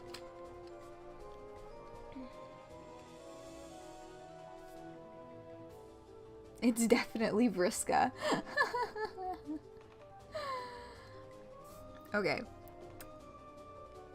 freak out and let the purr beast out of the bag. You stop abruptly and someone smacks into you from behind. You go down hard, your hand ripped away from the girl's. She gives you a fierce glower of disappointment. Fine, just more people letting me down. I'll deal with this on my own. I've done it before. She takes a running leap for the alley wall, scampering up and onto the roof like a squirrel up a tree. You are left looking down at the smudge of violet blood she left on your palm. An emptiness fills you at the thought of the friendship that could have been if only you'd kept your chill. Game over. Leap of unfaith. There is ending number 1. That is a gorgeous song. That is Coursing from Volume 9. Alright. Yeah, Coursing from Volume 9. It's such a good song. Yeah, she's just like, parkour, motherfuckers. Peace. Okay. Take this down. And, let's try that again. Shall we? Violet blood. Oh, yes. Violet. Alright. Play along and hold hands. Your heart beats so hard you can feel it in the back of your throat. You adjust your grip a little to make your hand easier to hold. In response, you get a squeeze like she's thanking you. You match her pace, a surprisingly difficult feat considering how short she is. Behind you, people are still shouting. What the heck happened back there? Someone died. You figured that, but that's not exactly rare for Alternia, is it? You've seen way more dead people here in the last couple days than you've seen throughout your entire life on your planet. You tell the troll girl you thought that was just kind of normal here. Normal, sure, when low bloods get killed. Natural order of things, right? But with high bloods, it's different. Personally, I don't give a shit about the natural order. It doesn't matter what the job is. I'll take it. Oh. Oh. So, a high blood is dead, and you are currently holding hands with the troll who did the dirty deed. She chose you to help her lay low, i.e. she made you her accomplice, i.e. you are now her friend. Helping someone carry out a cold-blooded murder is a super friendly thing to do. She killed a violet? Oh, buddy, she did! What had she called you? Her matesprit? You aren't sure what that is, but it sounds great. You ask her what you should call her. Ta-da! My name's POLYPA, but there's no reason to go throwing it around. Let's not talk at all. You want to point out that it won't look like a very You want to point out that it won't look like a very convincing date if you were just walking in silence, but that would require talking, and she told you not to do that. A trio of those spiky robots go marching by, drones or whatever. Their big, ugly heads swivel back and forth like they're looking for someone. POLYPA doesn't say anything and she keeps her eyes forward, but she goes as sharp as a laser, every muscle in her body tense. You feel it through her hand. Her fingers tighten on yours until the drones disappear into the crowd. She yanks you around the corner into a smaller alley connecting two roads. There's nothing here but a pothole and a couple of dumpsters. Hold up a minute. Her hoodie has a symbol on the front of it. 2 overlapping gold ovals. Most trolls seem to have a symbol designating their blood color on them somewhere. That means she's a gold blood, right? But then POLYPA yanks the sweatshirt over her head, and underneath she's wearing a tank top emblazoned with a symbol in olive green. It looks a little like a cat. It's pretty cute. She tosses the sweatshirt into the nearest dumpster and kicks a button on the side. A whoosh, accompanied by the sulfury stink of immolation. Note to self, don't go dumpster diving in Alternia. POLYPA grabs your hand again as you head back out to the street. With her other hand, she works the tie out of her hair, shaking it out of its ponytail, letting it fall in thick, sweaty clumps against her neck. Next, she reaches up and takes a part of her right horn off. Wait, No. It was just a little bit of veneer, an artificial bit to cover up a notch in the chitin. What are all these random wardrobe changes about? Oh my god. Y'all are so fucking gay. I mean, like, same, but y'all are so fucking gay. You wonder until you actually begin to listen to some of the conversations happening around you and check out the big billboard-sized screens mounted on the roofs every few blocks. Seems like the rumor mill is already going hard.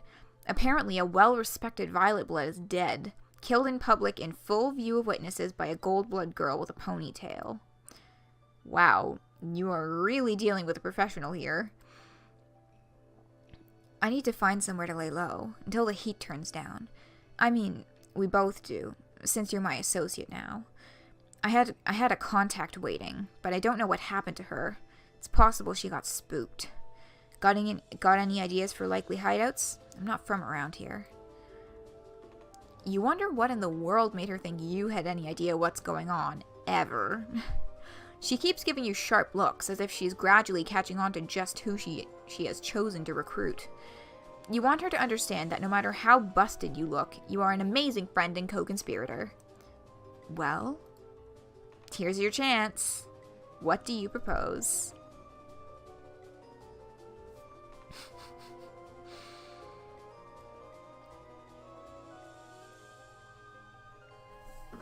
Yeah, associates. Y'all are... Oh my god. Is what you want your troll persona to look like? Yeah, honestly.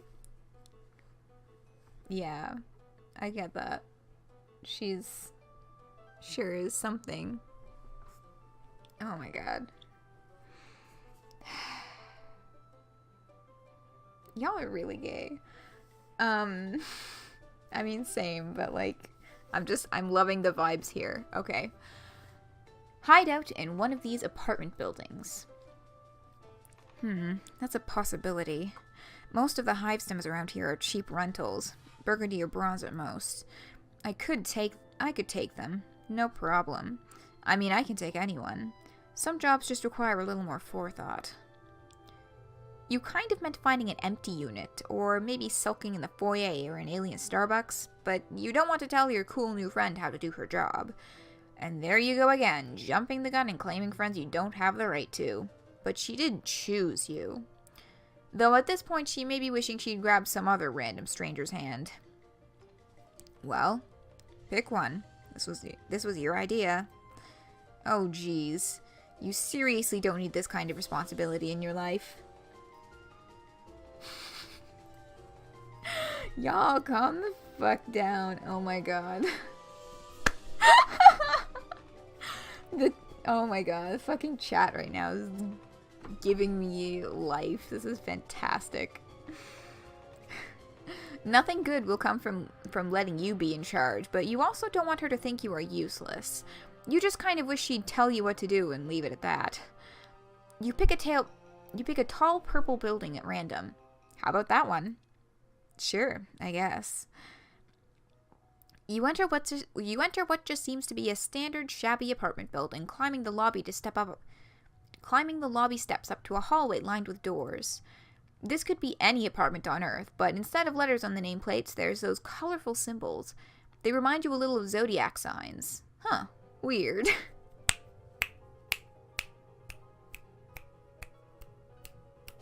Sneak Cat, I'm not answering your question. No spoilers. Anyway, all the ones here are red or brown, like POLYPA predicted. She listens at a couple doors before finally settling on one with a red symbol. You wait for her to pull out a lockpick or a high-tech paraphernalia, or even just a pin from her hair. Instead, she just takes a step back and delivers two sharp kicks just above the knob. What? I'm not the goddamn super. You assure her that you are absolutely not judging the way she's running this operation. You don't think you've ever met a mercenary before. Unless you count the guy who tried to hit you up for cash when you were injured. Or the little girl who drained your blood for paints. Or the boy constantly on the prowl for delicious meats. The apartment is dingy, small, and smells like old pizza. Good news! Not that it smells bad, just the fact that there's pizza here. You don't think you could live on a planet that didn't have pizza. That's just beyond the pale. You try to shut the busted door as well as you can. POLYPA plunks herself down on the couch and pulls out her phone, or what had Skyla called it? A palm husk? Oh my god, Blake!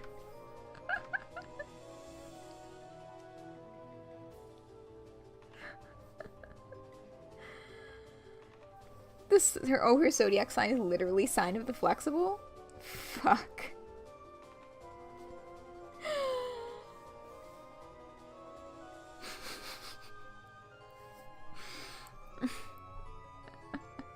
She pulls out her palm husk and proceeds to ignore you. That's okay. It's important for friends to give each other space. You take the opportunity to poke around the apartment you're currently illegally occupying, just generally being a nosy piece of shit. Whoever lives here is a real slob. Dishes are piled high in the sink, and the windows are so dirty you can barely see out of them. Something sticky and red stains half the counter. It might be blood, but it also might be Kool-Aid? Fuck. God damn it. Shitting fuck breath. Something appears to have gone wrong. POLYPA is still on the couch, hunched over with her palm husk held close to her face. She types with her knuckles. You've noticed a lot of trolls do that. Probably because of their claws. It's all over Chitter. Everyone's talking about it. My contact. They got her. She's been culled. Her voice is flat, her eyes expressionless. She lets the palm husk slip from her fingers into her lap. You stand next to the couch like an asshole. You don't know what to say, and you doubt POLYPA is the hugging type. But you really can't stand her looking so dejected. Before you start pitying me, don't. I barely knew her. It's not like we were in a quadrant or anything. It was just business. You sit down on the other end of the couch, tipping your head and raising your eyebrow to show you are very ready to listen and learn and commiserate. POLYPA wraps her arms around her knees. Most pros work with a partner. It's a lot easier when you have someone you trust, to watch your back. It's usually quadranted pairs, who work together. There's one particularly famous olive and gold blood duo. Oh, let me double check here. There's a theory that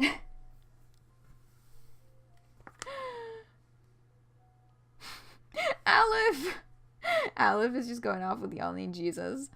Oh my. But like, I saw a theory that the gold and olive duo that POLYPA is referring to here is Connell and Asdaja, or Asdaja. Still not sure which pronunciation I should use, Asdaja or Asdaya. But you know what? Right now, either one works. But yes, I saw a theory that is the gold and olive duo, that are being referred to,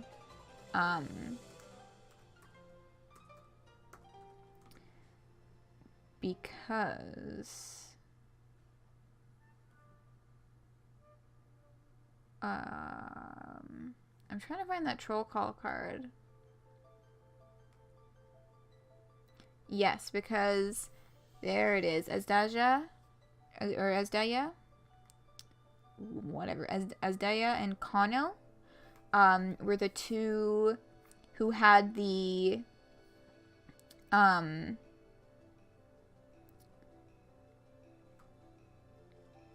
combined card. Let me just link their page. There. They were the two that had the cards that melted together. So I think that's a pretty plausible theory.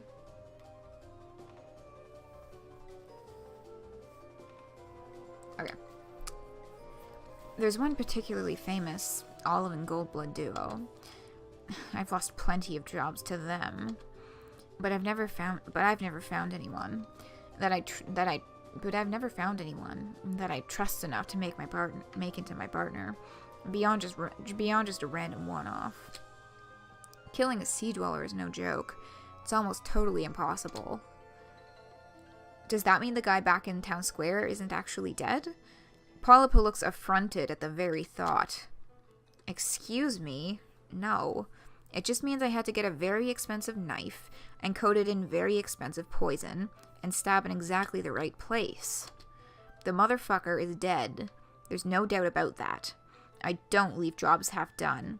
High caste jobs are my specialty. Most people are too afraid to take jobs higher than teal. Me? I don't care. Low blood, high blood. If you've got the cash, I'll do the job. If I did have a partner, it'd make things a lot easier. I'll admit that much.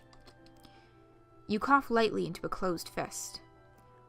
What's this? What's this? Something caught in your throat, perhaps? Could it be the steady hand of fate reaching a finger down and testing your gag reflex? Which is a horrible vision, honestly. You murmur delicately that sometimes destiny steers you in the direction you never thought you'd go. Maybe, just maybe, it has steered her to you. That's forward for sure, but you're pretty much an old hand at this by now, right? Polypa snorts. It's a little watery. She isn't crying, is she? No way. Not a tough assassin like her. You're imagining it. You? No offense, but I only grabbed you because you look so weird, and I figured you wanted to avoid the drones even more than I do. You don't exactly blend in. You can't argue with her logic, but a sourness starts in your throat now at the realization that Polypa had not chosen you for your obvious trustworthiness and friendship potential, but rather because you look like a goddamn disaster. Fair. A very fair assessment. Whatever. You can get past that. God knows you've gotten past worse, like attempted murder.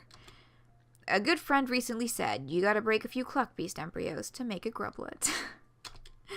She's considering you now, more thoughtful than before. Oops. Well, I guess beggars can't exactly be choosers. But you have to remember... But what you have to remember, you aren't destined to find out. That fate finger reaches down further and chokes you. Keys jangle outside the apartment before whoever it is out there catches sight of the busted door. What the hell? You and Polypa lock eyes. Oh, shit. A quick flash of silver and suddenly a knife appears in Polypa's hands. Where did it even come from? Outside in the hall, someone is swearing. The broken door falls inward, and before it's all the way open, Polypa is up and over the couch, launching herself at the intruders. Shit. Wait. You are the intruders.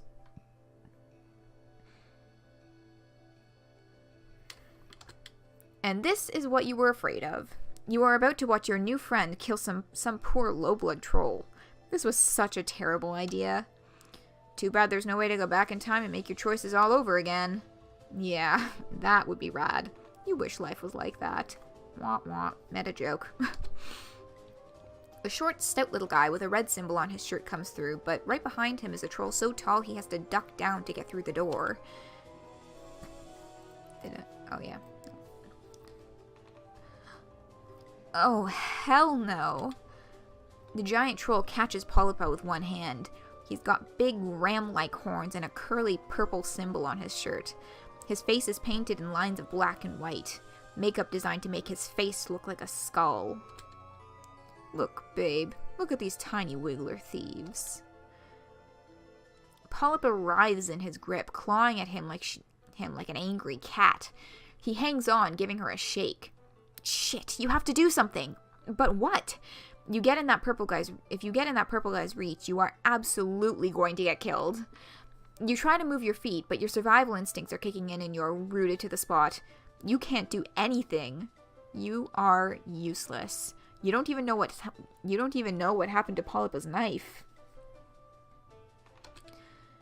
God, you wish you had taken some self-defense classes back on Earth. The Highblood gives Polypa a wide smile and tosses her across the room like he's lobbing a dodgeball. She lands on her back, rolls to her feet, and bolts for the window. Of course he would have a Highblood mate sprit. The high blood turns to you and sticks out a big gray tongue, and wow, suddenly you can move your feet again. You throw yourself out the window after POLYPA. You are only one floor up, but that's one floor more than you would like to be when falling out of a building. Your fall is broken by POLYPA, meaning you get a collection of bony elbows and knees applied to your gut. She bares her teeth at you. Get off, idiot. They're definitely going to call the drones. We've got to run. You roll your big floppy body off her. You roll your big floppy body off of her and hustle to keep up as she peels off down the street. You throw one last glance over your shoulder to see the two guys hanging at the window. The high blood waves lazily. POLYPA starts out strong, but pretty soon she's limping and leaning on your shoulder. A jagged piece of glass is wedged into her calf muscle. You lean down to get a closer look. You're no doctor, but recently you've become an expert in acute injuries. What the hell? Stop. Do you want me to leave a blood trail? We need to split up, now that we've been seen together. Your heart sinks all the way to your aching feet. God, you'd been so sure that you had this one on lock. You mention, half mumbling to yourself, that maybe it would be better if you stayed together. Safety in numbers and all that. Oh yeah? Maybe safety for you. This was a terrible idea. I can't believe I ever trusted that someone could have my back. Yeah, let's do another of your amazing plans. Sounds great. She leaves you at an intersection of streets. Even though she is no longer leaning on you, you nevertheless feel a heaviness settle inside you. Philosophically, a deep fatigue so intense you want to curl up on the ground. So you do. Game over. At least your ass didn't kill her.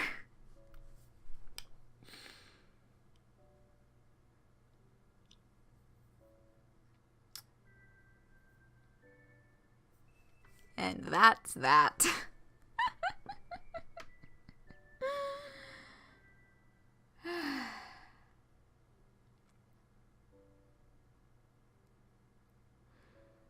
Sounded like Curlos? I mean, we have been informed that this is definitely Alternia, not Bepharos, and that this, although it is set hundreds of thousands of sweeps before, either thousands of sweeps or hundreds of thousands of sweeps, either hundreds of sweeps, thousands of sweeps, or hundreds of thousands of sweeps. I think it's thousands of sweeps. I think it's just thousands of sweeps. Yeah. No, that's definitely it. Thousands of sweeps before the beta trolls land on Alternia.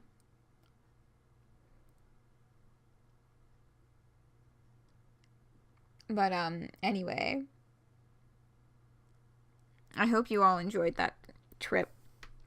Although it doesn't seem like you did very much. Y'all are so sad. Aww. At least your ass didn't kill her. What the fuck is it with this game? And fucking big asses. Okay. So let's try that again. Shall we? Thanks, you hated it. Oh no, I'm so sorry, Blake. Okay, so right back here, and let's not make that mistake again. And instead of hiding in one of those apartment buildings, we are going to catch a movie and get some soft serve grub cream. POLYPA's mouth twitches. It could just be a muscle spasm, but you like to think it's a smile of approval and burgeoning camaraderie. Yeah, I guess we could. That's what people do on dates, right? It's been a while. I haven't seen a movie in forever. Let's do it. She squeezes your hand. You would have thought holding hands for so long would get sweaty and uncomfortable. You are certainly nervous enough, but her skin is surprisingly cool. With a couple of exceptions, all of your new friends have been literally cold-blooded. Also metaphorically for a few of them. So it's kind of confirmed that, like, I think the further up the cast you go, the physically cooler temperature their blood keeps them.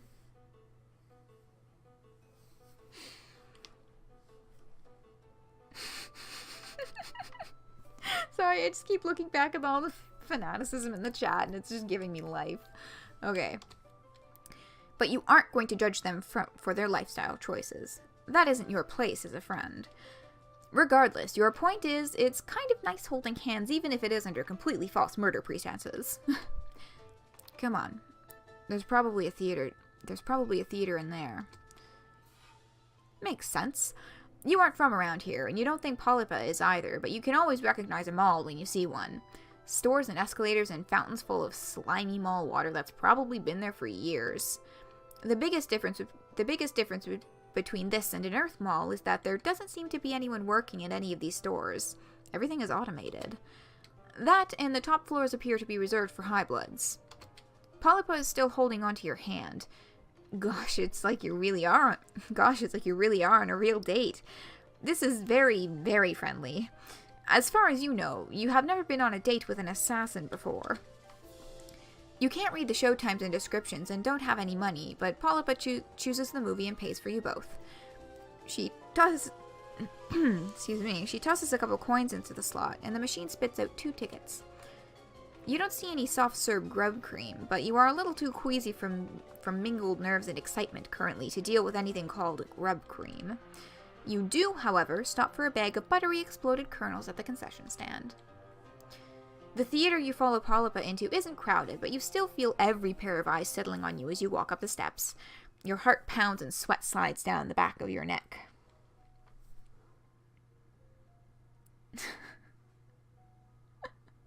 Sorry, I was just looking at the chat again.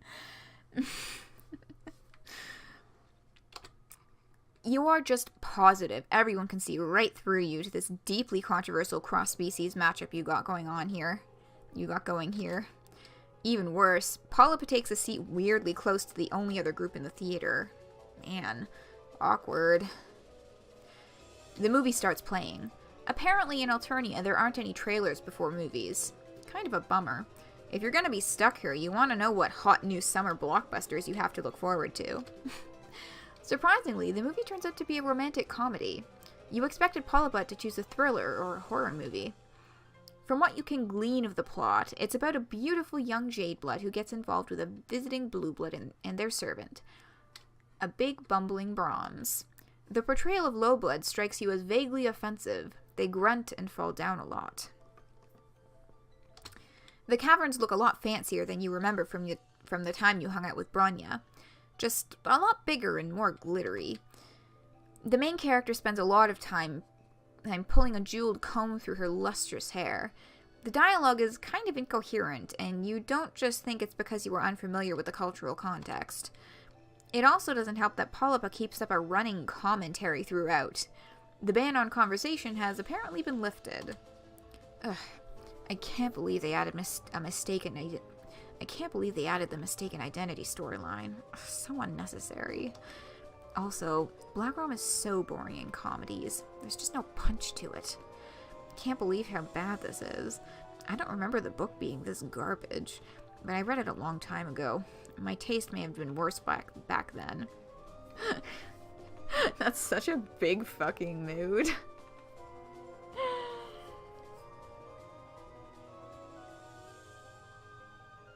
I know y'all are just so happy for the date. I know y'all are just fucking overjoyed.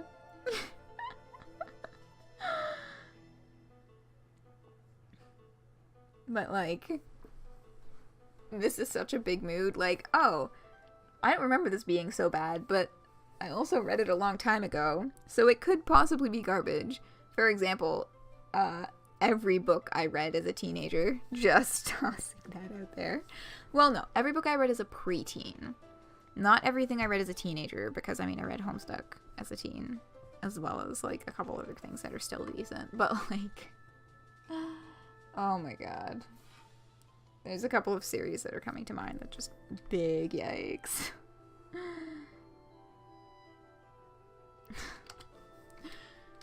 You are looking at her in a whole new light. She shrugs, possibly a little self-conscious. What? You think I've been an assassin since I pupated? I used to have a blog for relationship advice and stuff like that.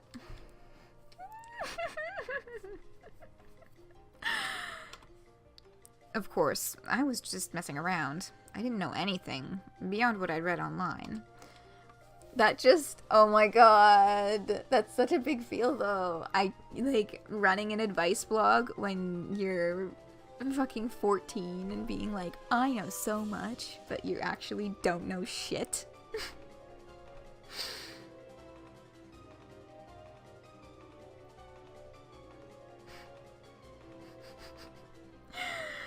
Oh, they just such a mood. Oh my god. Okay. Two characters are kissing on screen. You have no idea who they are. You are way more interested in the fact that POLYPA has decided to tell you her life story in the back of a movie theater. The deep blue light from a scene in the brooding caverns washes over her, making her look noble and sad. You are entranced. It didn't last, though. I doubt it had anything to do with my blog. But a few sweeps ago, a group of kids broke into my hive. I think they were high, maybe on soap or whatever. They stole a bunch of my shit, killed my Lucis, and some little psionic fuck broke both my legs with his brain, just because he thought it would be funny. Oh, POLYPA. You are riveted. You have a bit of a tragic backstory yourself, but nothing this dramatic. POLYPA picks through the buttery exploded kernels with a delicate claw.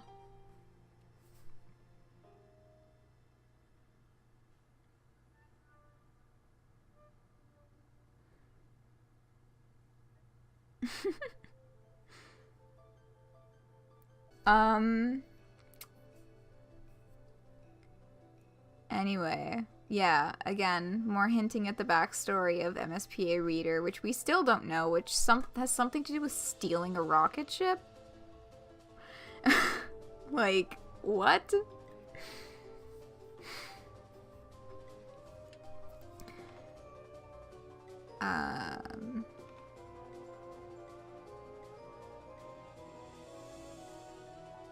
Yes, I read that line already. Okay, sorry, I got lost there. Okay. I was trapped in my hive. I would have starved to death if it hadn't been for some teal who lived in my neighborhood. Just some little idiot who ran around with an Eastern Alternia replica sword, challenging Purbeast to duels. Tealbloods are pedantic bulge lords, but they care about justice, and these kids had attacked me for no reason. I didn't break any laws. And of course, that Tealblood with the mock Eastern Alternia swords is highly suspected to be Tegiri, who also came up from the troll calls.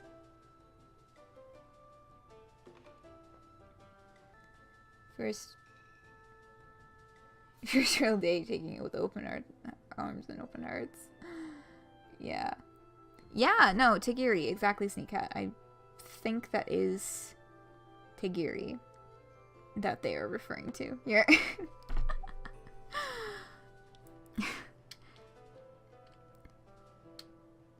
Anyway, that's why I'm equal opportunity for how I take jobs. Low blood, high blood, everyone is scum. One of the kids in the row ahead of you turns around to tell POLYPA that if she and her Moirail want to get all nasty and pale, maybe you should get a room. Oh, shit. POLYPA kicks the back of her chair and tells her maybe she should mind her own business. The girl looks ready to jump over the back of her seat, but the guy next to her pats her firmly on the cheek. Almost a slow-motion slap, firm and intense with plenty of uncomfortably intimate eye contact. The girl settles down after that, and everyone goes back to watching the movie. The rest of it goes by with your head spinning and your heart in your throat. You are glad POLYPA trusts you enough to share her past, but you are nervous about her talking about it in public. Wasn't the whole point of coming to the movie to lay low? Think about it. When that girl sees the description in the alert, she's not going to be thinking about the noisy olive blood getting all conciliatory in public. It's way safer than skulking around, believe me. Gosh, POLYPA really is an expert. You are so glad you got to go on this date with her, even if it was mostly fake. As soon as you are back out in the street, POLYPA pulls out her phone. Slowly, her face falls. Fuck, that little nook-licker. I thought she bailed on me, but according to Shitter, fuck, Shitter, god damn it, that was literally the worst fucking way I could read that sentence wrong. Okay, trying that again. Fuck, that little nook-licker. I thought she bailed on me, but according to Chitter, she's dead. They got her. Damn it. I told her to be careful. Her sadness is quickly turning to rage, vibrating off her in frantic waves. Her voice gets louder too, and people are starting to look your way. Heckling in a theater is one thing. Shouting at a phone about murder is another.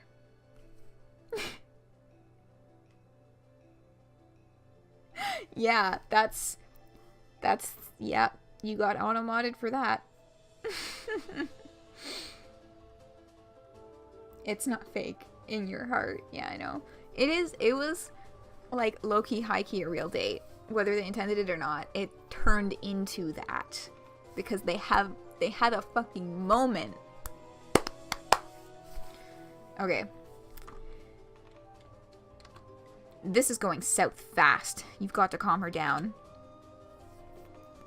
Deploy Shoosh Pap. Oh my god.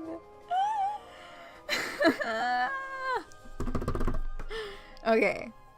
This is about to get 20 billion times gayer. For lack of a better plan, you copy what you saw the troll inside do to his angry date. You press your palm firmly to her cheek. To your intense shock, she blushes a deep olive green and her eyes slip closed. She leans into your touch as if she's drawing comfort from this tiny little gesture.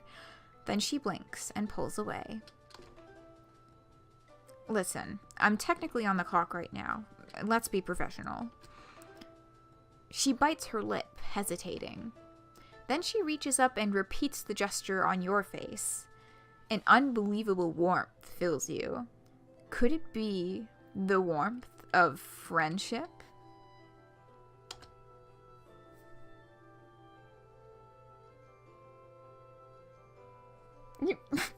Aleph just got auto-modded for trying to say bitch. Lesbian icon MSPA reader.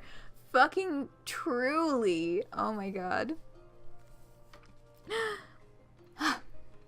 You're a weird-looking double-horn amputee with very few social skills, terrible survival instincts, and both short and long-term memory loss. But you're alright. If you ever want to earn a little cash, I could use a partner I can depend on. Is it raining? No, those are just tears in your eyes. Tears of gratitude. Okay, don't get too choked up. You're definitely just going to be bait. You assure POLYPA that, due to your general ineptitude, you wouldn't want it any other way. Victory!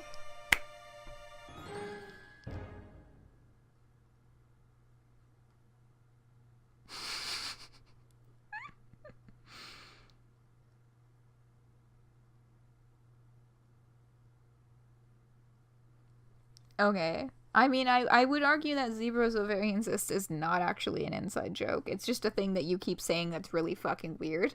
But lesbian icon MSPA reader. I guess. But, like, yeah.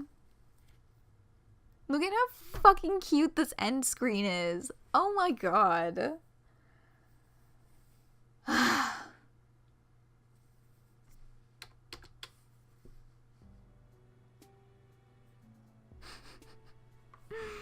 And that, folks, is Hiveswap Friendsim Volume 5.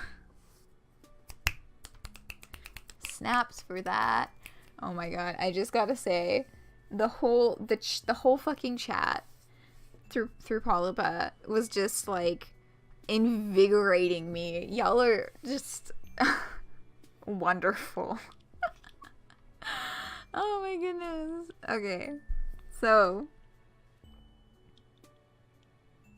I know, right? Having to do Zebruh after that just would have been such a fucking downer. Like, yeah. Doing Zebruh first was like the right choice because, yes, exactly. Sneak Cat, POLYPA healed all of our gay little souls. Okay. That's all for Friendsim. Thank you so much for joining. I know, I'm so glad that this was the fucking one that I finally got chat set up for, because y'all just, like, add an extra layer of joy to this whole fucking experience. Your energy just, like, invigorates the whole experience of POLYPA. Just her whole, oh my god. Okay. So, we're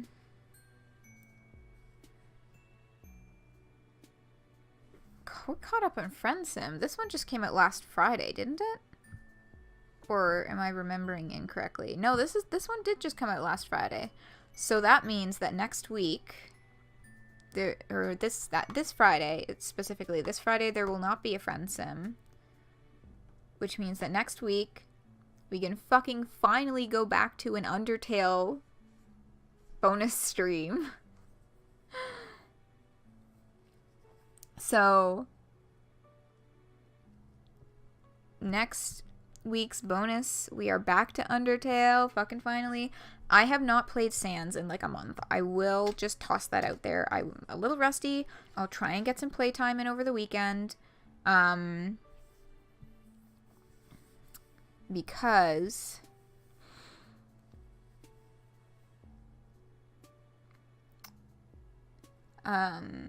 yeah, I'm a little rusty. Yeah, it's been so fucking long since Undertale.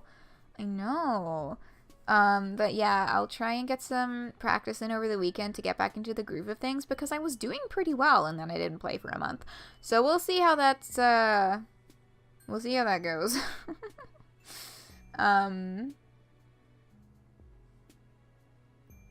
Indeed.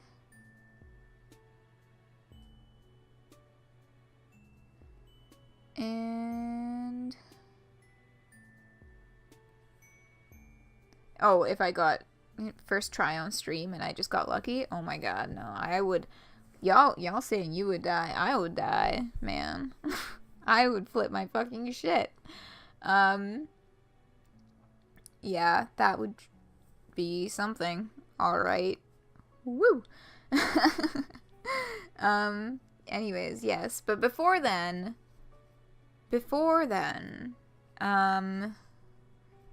Homestuck again on Friday, starting off with a bang with the Lil Hal Dirk scene, where Lil Hal talks about being afraid to die, which, like, holy fuck, intense one. And then I'm hoping this weekend we get to the Tricksters and to the Kids God tiering. At the very least to the Tricksters, because holy fuck. What a time. Right, and remembering this weekend as well is a Friday-Sunday weekend, because Saturday is my local Pride Parade. I'm gonna be partying it up, having a good time with that. So, yeah, I should look up more videos. I think I watched, like, one. Enough to know that I think the place where I keep dying is roughly 3/4 of the way through the battle, maybe a little further. That, you know, the place that's the furthest I've ever gone before, I mean. So, yeah, no, I gotta do research, I gotta do practice for Undertale next week. It will not be on a Tuesday, because since my D&D was canceled this week, it was supposed to be today, but the DM couldn't make it. It's supposed to be next Tuesday, so I'm gonna go ahead and say Monday again for bonus stream next week, and hopefully I won't fucking forget this next time. I'm really sorry about that yesterday. That was awful. But yeah, next week, Monday, bonus stream, finally back at Undertale. But before then, this weekend is a Friday, Sunday weekend for Homestuck. Getting into that deep shit. Woo! Okay. And we only went like 15 minutes over.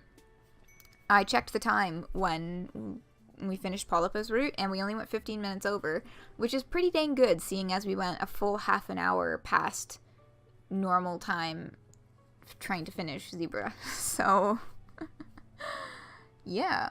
I gotta say that's all for this week. Or for this stream, sorry. Yes indeed. Thank you so very much for joining me this evening. You have all been such a wonderful enhancement to the experience of Friendsim. Me and Kay made POLYPA go faster. Well, see, the thing with POLYPA is that we weren't stopping every 10 lines to angrily yell about how fucking awful it was. Because, yeah, the thing with Zebruh was that we just kept stopping to be like, that's literally not how that works. What the fuck? This is awful. What a horrible little gremlin man.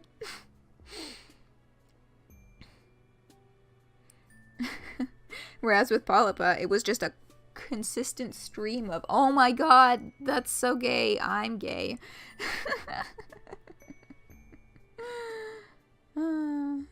Yeah. POLYPA's a good one. I think POLYPA's up there with my favorites. My favorites so far, my top 3, in no particular order, are Skyla, Bronya, and POLYPA. I could not possibly pick a number 1, because they're all just so amazing, and also I'm really gay. Gremlin man. Yeah, Sneak Cat.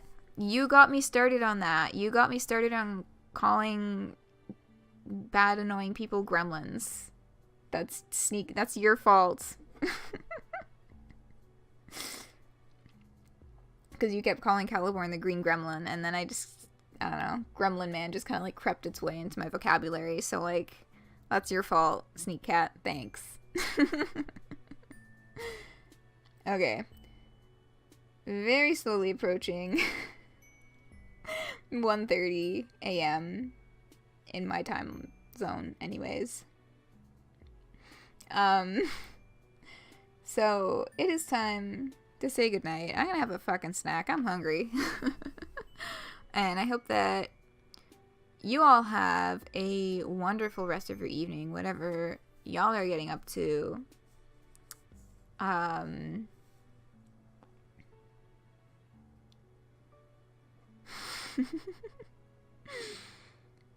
Yeah, just thank y'all so much for joining me today and every other stream. Like, really, you guys are just fucking superstars. Like, make this such a fantastic fun experience to stream. And yeah, let's shut this baby down. I'm going to work on some design ideas for my Trollsona. And yes, that gay shit. Fuck yeah. Okay. Oh my god, it did it again. Hiveswap Friendsim.exe has stopped working. It's because I hit the fucking exit button. I hit the exit button because I wanted the program to close. Windows. Oh my god. Okay. Good night. See you Friday. Wonderful rest of your evening. I said that backwards. Good night.